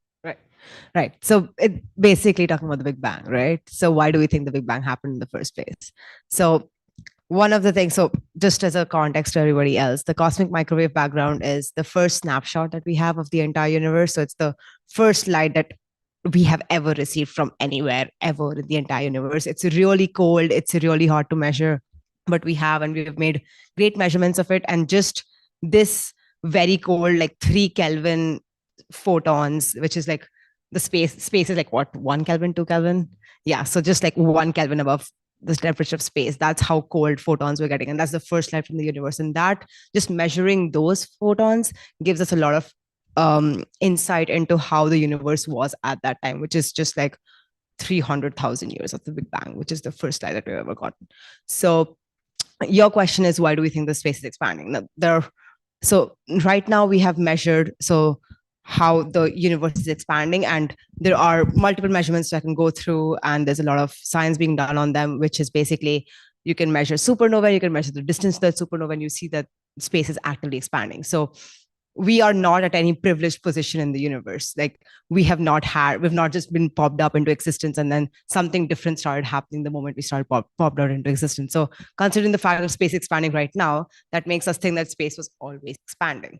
Now, the rates at which it was expanding was considerably different because there are a lot of things that make up the universe. There's matter, which is us. There's dark matter, which is not us, and we don't really know what it is, but it's everywhere and constitutes like 80% or 20% of all sorts of matter. And then there's dark energy, which is what is making the universe expand. So it's a lot of things that constitute the universe, and how the universe expands depends on what dominates at what point. So it's just that we think the universe expanding is because we see it expanding right now. There's also multiple other measurements from the CMB that we have seen, which makes us think that the universe was expanding then as well. Most notably, for example, we have measured that the universe is really flat. We have measured different points of the universe being, as you said, really smooth. And that shouldn't be possible because those different points were not really in contact with each other. So there's a theory called inflation, which is basically everything started out from a point and then things expanded really quickly and then slowed down the expansion. And the reason we think that happens is because different parts of the universe, which should have never, because as we had talked about right now, light is in a finite speed. You can't see things instantaneously. Life would be so much better if everything was instant, but it is not. So because light takes a finite time, there's only a finite distance it can travel because the universe is only like 13.8 billion years old. So you can't expect things which are beyond that range to have communicated with each other in any way. But we notice that they are very similar temperatures throughout the entire universe, which shouldn't be possible. So that's why we think that everything began from very, very small, like point like Big Bang, which of course we do not understand at all. I do not claim to understand. Nobody understands what happened. We probably just understand like 10 to the power minus 44 seconds or something of the original universe expansion. But before that, we have no clue. But the reason why we think that happened was because when we look at the CMB, which is the first snapshot that we have, everything is just so smooth and so well talking to each other that it shouldn't be possible unless we had this huge range of expansion that made the universe as big as it is, basically. If you want to add something. That's I agree with all those things, and that is absolutely true. There's multiple pieces of observational evidence that indicate that it's this kind of Big Bang model is holding, that it's an expanding structure. Because I agree with you. And I think most people prior to some of the discoveries of the last century thought that the universe had been around for infinity time and was infinite in dimension and all of these sorts of things, that you'd go out this way and go out that way and it just goes on forever. That makes sense to me. And in fact, the term Big Bang was actually invented by one of the opposing groups to detract, basically to be like, oh yeah, you've got your Big Bang theory or whatever. And then it stuck. And now that's just the term that gets used for. But the piece of evidence that I think is the most intuitive for understanding this started small and has been expanding over the last 13 or so billion years is that the thing that was actually discovered at the Mount Wilson Observatory just up the mountain from us by Edwin Hubble.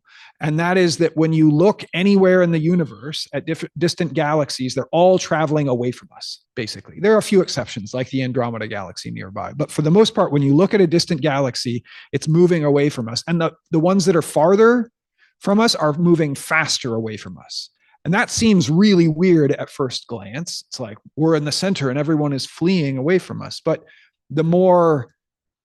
I think the more insightful view of it is that if you're in the perspective of any location in the universe, all the other things are moving away from you. And the analogy that I always love to give involves blueberry muffins, because I love blueberry muffins. And that is, imagine you're baking a blueberry muffin in the oven. So you have your dough and you've got the blueberries in it. And then when you put it in the oven, it starts to heat up and the yeast starts to leaven and it starts to rise and expand.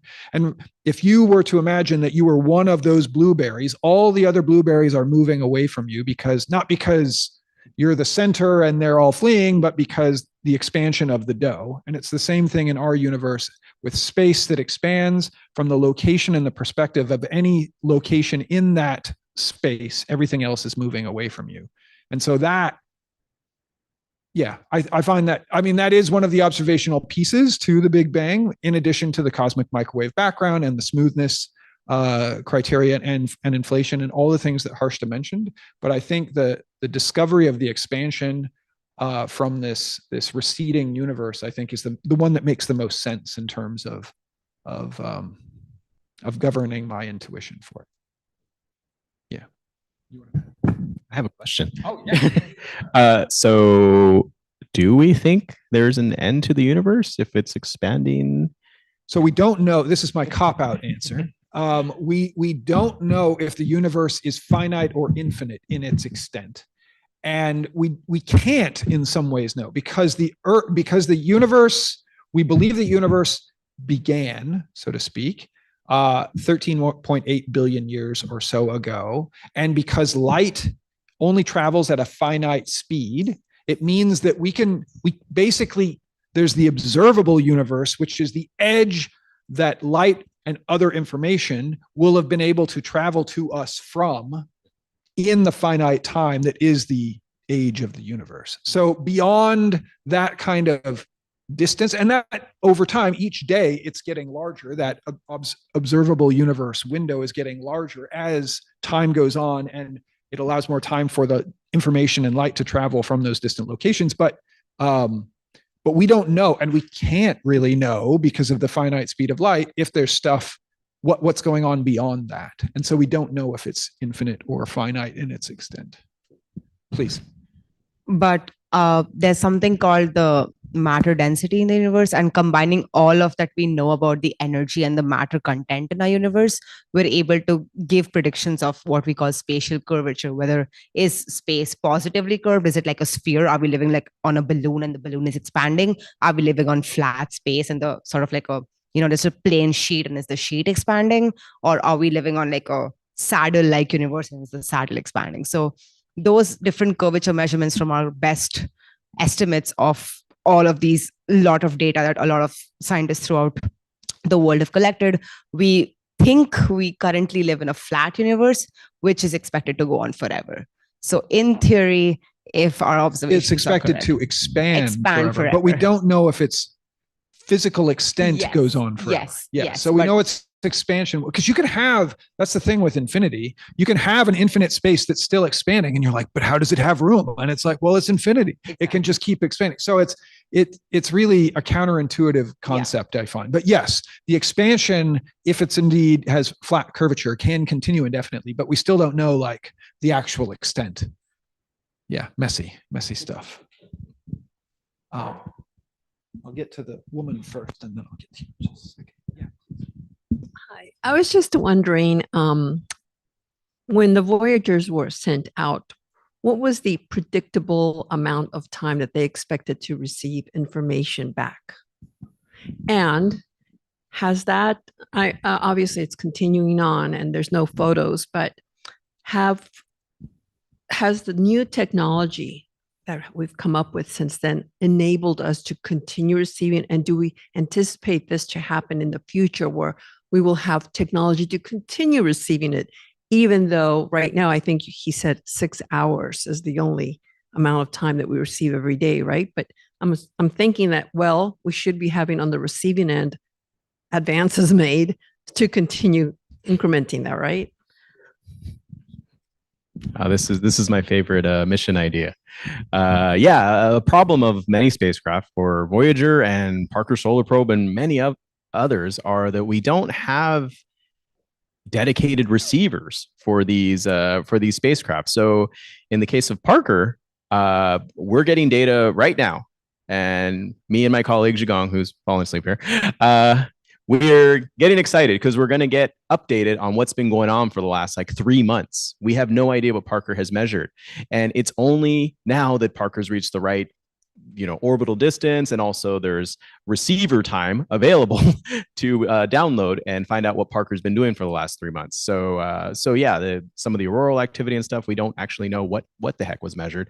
And the same problem occurs for Voyager and all sorts of other spacecraft. There are, I guess, some futuristic possibilities, or we could build really large telescope arrays using something called interferometry. So taking many telescopes and combining their resources and point it deep and get Voyager's data even hundreds of years in the future if it still has power to run itself. That's the main issue.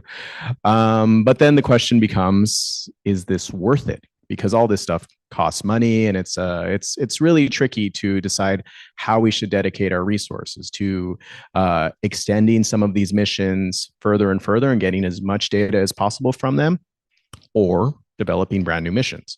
So it's a tricky balance, and I think there's a possibility of maybe doing some interferometry to create a kind of what you call worldwide network of telescopes that can capture data from many different spacecraft at the same time. But currently, we still have, like Alan mentioned, these what they call dedicated Earth stations, or the Deep Space Network, or something like that, which are just pointing one at a time at each one of these spacecraft. So you can go on, I think, the internet and go to like NASA Deep Space Network now, and you can see which receiver is pointed at which spacecraft. And you'll notice there's like 9 receivers, and at this point, like 100 spacecraft from NASA, ESA, and all of the other various space agencies. And they're all just kind of waiting in line to upload their data. So it's a tricky problem. It's a logistical problem, though. It is solvable, and hopefully with some, AI magic, we can sort this out and download everything quicker, I hope. One of the receivers is in the Mojave Desert, just over the San Gabriel Mountains from here near Palmdale. And I guess what I'd add to that is there are, the Deep Space Network, and in fact, the chief scientist of the Deep Space Network has given talks, not at this, but our Astronomy on Tap recently, about the Deep Space Network. I don't think I recorded it, but I'll try and get him to come back. And I know that there is some new technology that's being looked into for communicating with distant, both maybe not Voyagers, because it won't be have the technology, but new missions that are going into space to be able to communicate more efficiently and have higher bandwidth, and primarily doing this with lasers, with like visible wavelength lasers, because you can get a lot more bandwidth through the optical channel than you can through perhaps the radio channels that are existing today. So there are new technologies going into ways to communicate with new satellites that are being launched that would have this capability and be able to send much more data. But right now we're kind of confined to the radio channels and what was launched with Voyager, 50 years ago. So it's challenging. But I think it's definitely gone beyond its planned duration by a substantial margin. Yes. I don't think the team ever thought that it would still be going in 2024. Okay, so many questions. Oh, there was a question. Well, there was a question online. I'll just ask it really quickly. What planets have aurorae in addition to Earth? What other objects in our solar system have these northern lights or these displays from magnetic field activity? Well, offhand, I know that Earth, obviously. I know that not sure about Mars, but yeah, Jupiter for sure has the strongest auroras in the solar system, and this is due to Jupiter having the largest amount of metallic hydrogen, which we talked about earlier. And as it rotates around and sloshes along inside, it creates a really strong magnetic field, the strongest except for the sun, of course. And so Jupiter is able to capture many particles from a wider area and direct them down to its poles, and we can actually measure the aurora from here. Is it from here or in spacecraft? I forget. I don't know if you can get ground-based. You might be able to. Yeah, I don't know about ground-based, but they know we have at least some spacecraft where they're able to image Jupiter in the correct wavelength of light and see auroras popping out in the, I guess, North Pole or South Pole of Jupiter, Saturn. I would imagine the same thing is possible for Uranus and Neptune, but I'm just not familiar if anyone has made that observation. Yeah, like I said, possibly Mars as well. So the ingredients you need are a magnetic field and an atmosphere. And so Mars has a very weak magnetic field, but it does have an atmosphere. So Mars possibly has an aurora as well. I don't think it's been detected, but it's probably measurable. Definitely look up pictures of the Jupiter aurora because it looks super cool. Yeah, it looks super cool. Those are the only ones I know offhand. Do you know any others? Yeah. So they are rare events. This was kind of a follow-up question to the previous one, but are all those space probe collection sites like ground-based? Like, is there possibility for like a space-based like collection site for the Deep Space Network? Yeah. Well, it's possible for sure, but it's expensive to launch things, and typically, at least in this phase of research, when we launch stuff into space, it should give us a big science return rather than being essentially a relay satellite. Hopefully, as launches become cheaper, we can start looking into doing that kind of stuff. But I guess Cameron might have a better idea based on the recent Deep Space Network talk. Yeah, well, and I know certainly as people are talking about moving towards putting instruments on the moon with all of the upcoming moon activities, there have been talks of having effectively a relay around the moon that's doing the same thing because, of course, the moon is tidally locked. So we have a near side and we have a far side, and there's no other way to communicate with the far side unless you have some sort of relay that we're doing that. So that's certainly going to be a space-based kind of communications system that needs to be in place before we start doing significant activities in the lunar environment. Other questions? I'll get back to you.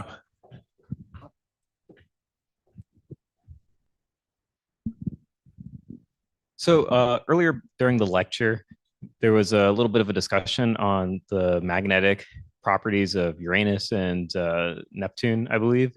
And there's a little bit of a point made that their magnetic dipoles are really off axis and in these weird shapes. What does that information tell us about the composition of those planets, or maybe about their history?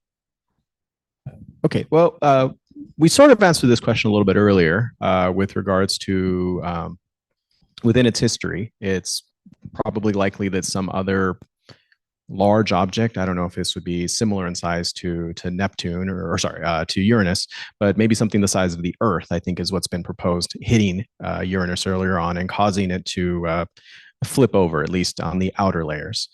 When it comes to its internal composition, though, I suppose we know that it has a magnetic field because it has some sort of conductive material in there.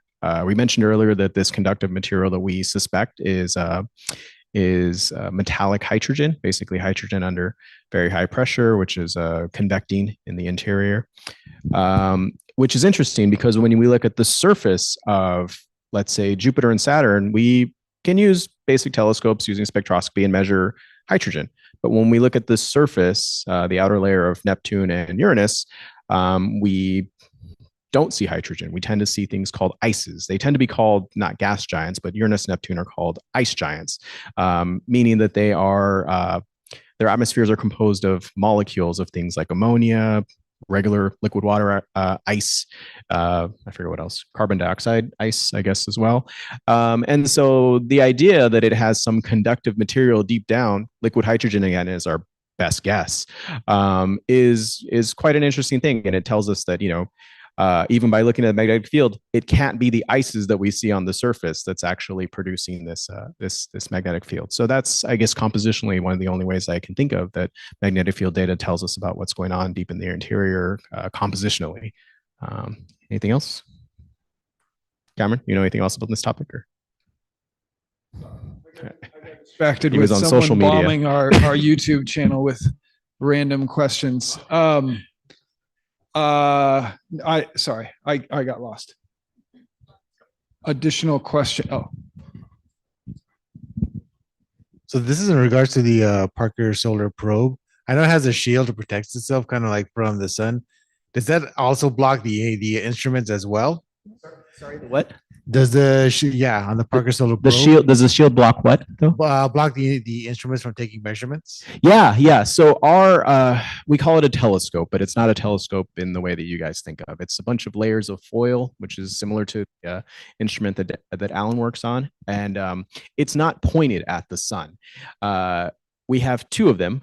They're both high energy, but we call one the high energy, and then the other one is the high low energy, I guess. They're still very, very high energy particles, but neither one of those are actually pointed directly at the sun. The low energy one is pointed around 45 degrees away from the sun, and the high energy one is pointed around 20 degrees towards the sun, but still off axis by about 20 degrees. The reason for that is, as we kind of tried to define earlier, the energy of particles is really an estimate of its velocity.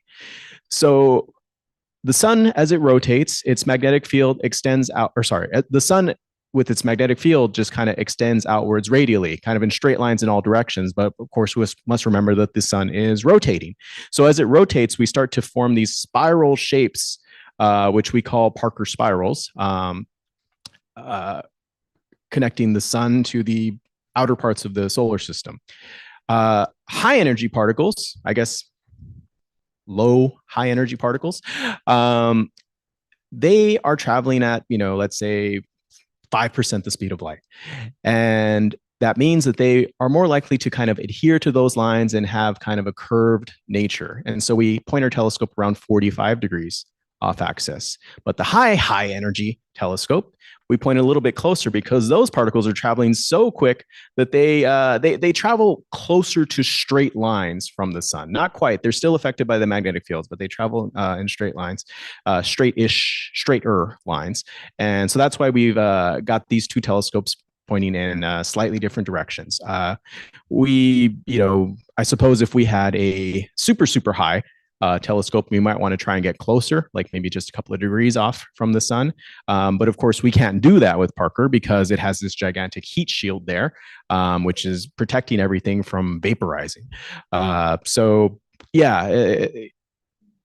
heat shield, it can be a bit of an issue.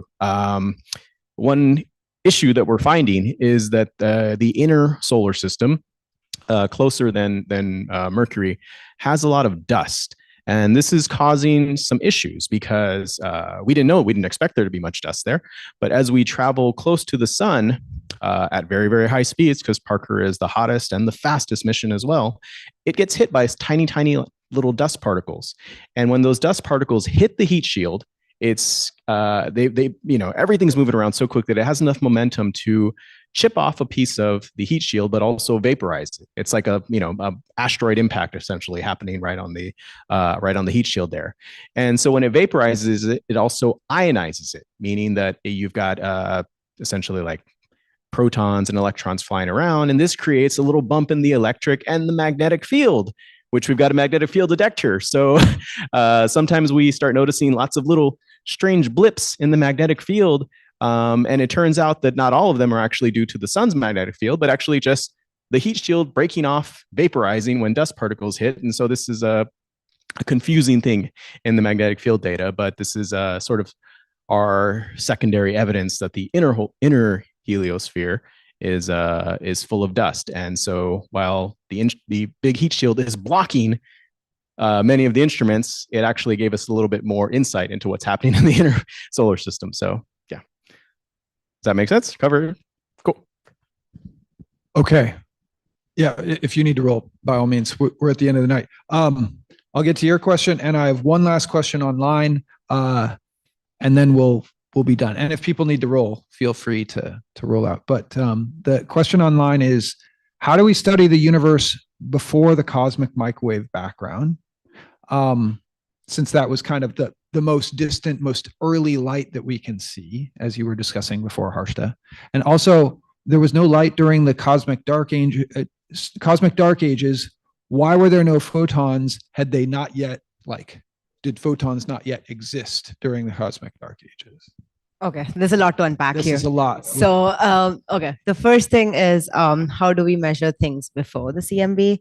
Now, of course, we don't have any direct detections of anything that happened before it. All we can see is that their impact on what the cosmic microwave background looks like, and then measure things. So, for example, what I mentioned was inflation, which is this period of like really rapid expansion, like the millionth, billionth, trillionth, something of the universe when it just began. So it was like very tiny fraction of a very huge expansion where it expanded by like multiple e-folds, and then you have those ripples on the CMB. So that's basically, it imprints these like small density fluctuations. So if you look at the CMB, it looks really smooth, but you get better telescopes, and then you see that there are like actually tiny differences in the cosmic microwave background, and those tiny differences are actually galaxies and galaxy clusters. So those tiny differences in the densities actually evolved to form the most massive, most largest objects in the universe that we can ever see.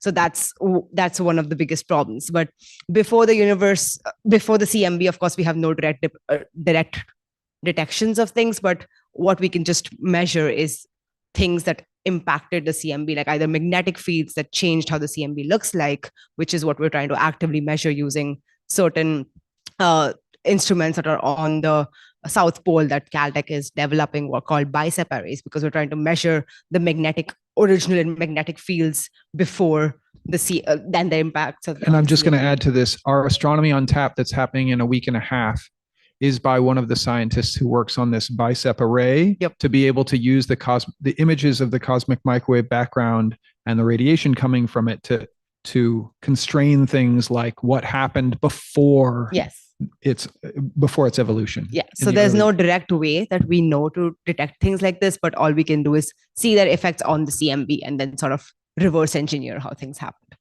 The next question is about the cosmic dark ages. So just to give an idea of how the universe evolved, we had the CMB, and then after everything sort of like cooled down, the CMB was basically all the protons and electrons doing this like massive soup, just like the photons, which are like light particles bouncing off these like protons and electrons, and the protons and electrons combine to form neutral atoms of hydrogen, and then the photons just sort of like stop bouncing around crazily, and then they get released, and that's how the CMB was formed.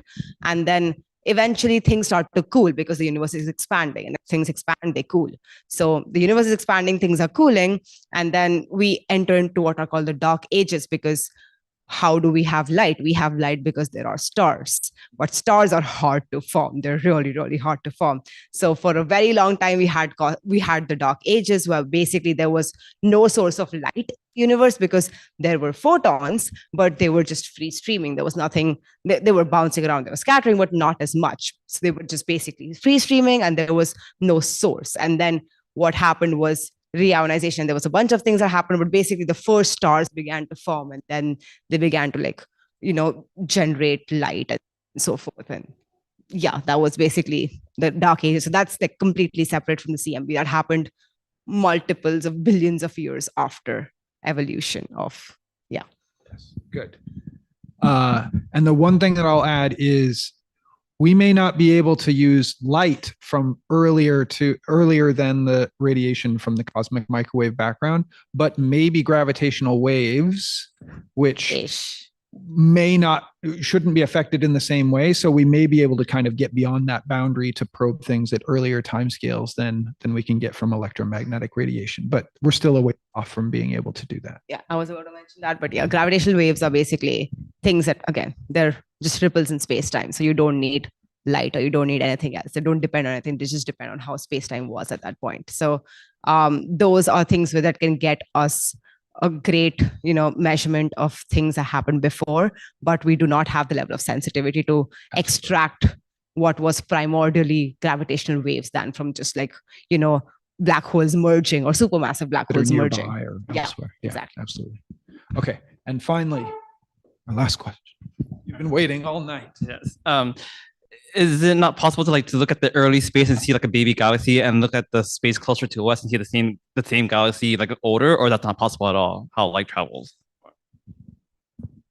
So being able to see two different images of a galaxy at two different times in its past, like if I were looking at you and then I looked and I saw you when you were 4 years old, No, we can't do that. Well, I mean, you can kind of do that, but not by very much. There are things called gravitational lenses where because we kind of referred to this, massive objects warp the space-time around them. And so if you have where's that really good pen? Oh, here's the good pen. Yeah. So if you have a galaxy, again, I'm a really horrible illustrator here, and then you've got us. You want to draw an Earth? You should draw an Earth. And you've got some sort of massive object in the middle. We'll call it, well, let's say it's a black hole, but it could be a cluster of galaxies or something. Oh, but we did it in the wrong. Okay, well, okay. Here's our cluster in between. And so the light from this galaxy might get like warped around this massive object. And so from the Earth's perspective, we might see one version of the galaxy here and then an identical version of the galaxy here because the light's been warped around. But it might not just be, the path length may be longer in one case than the other. And this has happened where we've gotten two images or multiple images of parts of a galaxy, and we see a supernova that is one single event, a single exploding star in this host galaxy. And then we see it go off in one of the images, and then we see it go off later in the second image. And then we could actually predict that there was a third image and it was going to go off like a month later, which is pretty cool that like predict the future, right? But it was simply because the path length and the light travel time through one of those lenses was different than the other. But that's the only that was only like a couple of months. It wasn't like seeing the galaxy, 1 billion years in its past or anything like that. That would take like a really warped, I guess it's possible, but we haven't seen anything like that. Yeah. How come the light path is different? Just because the geometry of the lens, I've drawn this as a very simple kind of lens where it's just, but oftentimes these lenses, the lensing object is not like a point mass. It's a very complicated distribution of matter, like a galaxy or a cluster of galaxies. So it might be spread out. And so this one, the light path is kind of squiggly on the way to you. And in fact, there are like ray tracing algorithms to try and figure out what the source plane and the distribution of mass in the source plane is based on the ripples and the arcs that you see and assume some sort of structure in the background. So it's definitely a challenging problem, but it can lead to different path lengths for the light that gets to the observer. Okay. Fun fact. This is the no, please. Last fun fact of the day. That's basically how we measure masses of these intervening clusters, because that's one of the best ways to do it. Because as Cameron said, though, the reason that light gets distorted is because of the gravitational potential that these galaxies or galaxy clusters have. So the best measurements that we've ever made of the mass, imagine like looking at things which are like 10 to the power 15 masses of suns. I don't even know what that means. That's like a billion, 10,000 billion, 1,000 trillion, 1,000 trillion times the mass of the sun. And you can measure it like to percent level masses just because you can measure the deviation of this light. So that's the only way that we have of like giving the best measurements of intervening massive galaxies and galaxy clusters. Yeah. Thank you guys for sticking around. Let's thank our panelists. And yeah, as I mentioned at the beginning of the night, there might be aurora happening tonight. There might be northern lights if you feel inclined to drive, or if you yourself as a YouTube viewer are in a dark sky site. Let's say you're in Montana, especially in the northern United States or northern hemisphere at a dark sky site. Maybe look outside and maybe you'll see auroral activity tonight. And there's a comet that's increasing in its intensity over the next couple of weeks. Yeah, if you want to see the aurora, it might be difficult to see it with your eyes, but you thankfully have a cell phone that has like night mode and long exposures. So there might be an aurora there, and you can take an awesome video, and you can share it and just tell the people online that you saw it with your eyes. That's what you saw, but you probably didn't see it. Yeah, but from here in California, it should look like a kind of a pink orangish glow. In the northern part of the sky. If you're in other parts of the world where you're higher latitudes, or if you're in the southern hemisphere and you're lower, well, I guess it's also higher latitudes there too. then you might have greens or blues, but generally it's going to be pink and red and orange. Yeah, from yesterday's experience from some people, 30-second exposures near Mount Wilson help. So if you want to try that. Okay. Anyway, yeah, we have astronomy on tap in a week and a half. Thanks. Come again. Have a great night. I have no idea.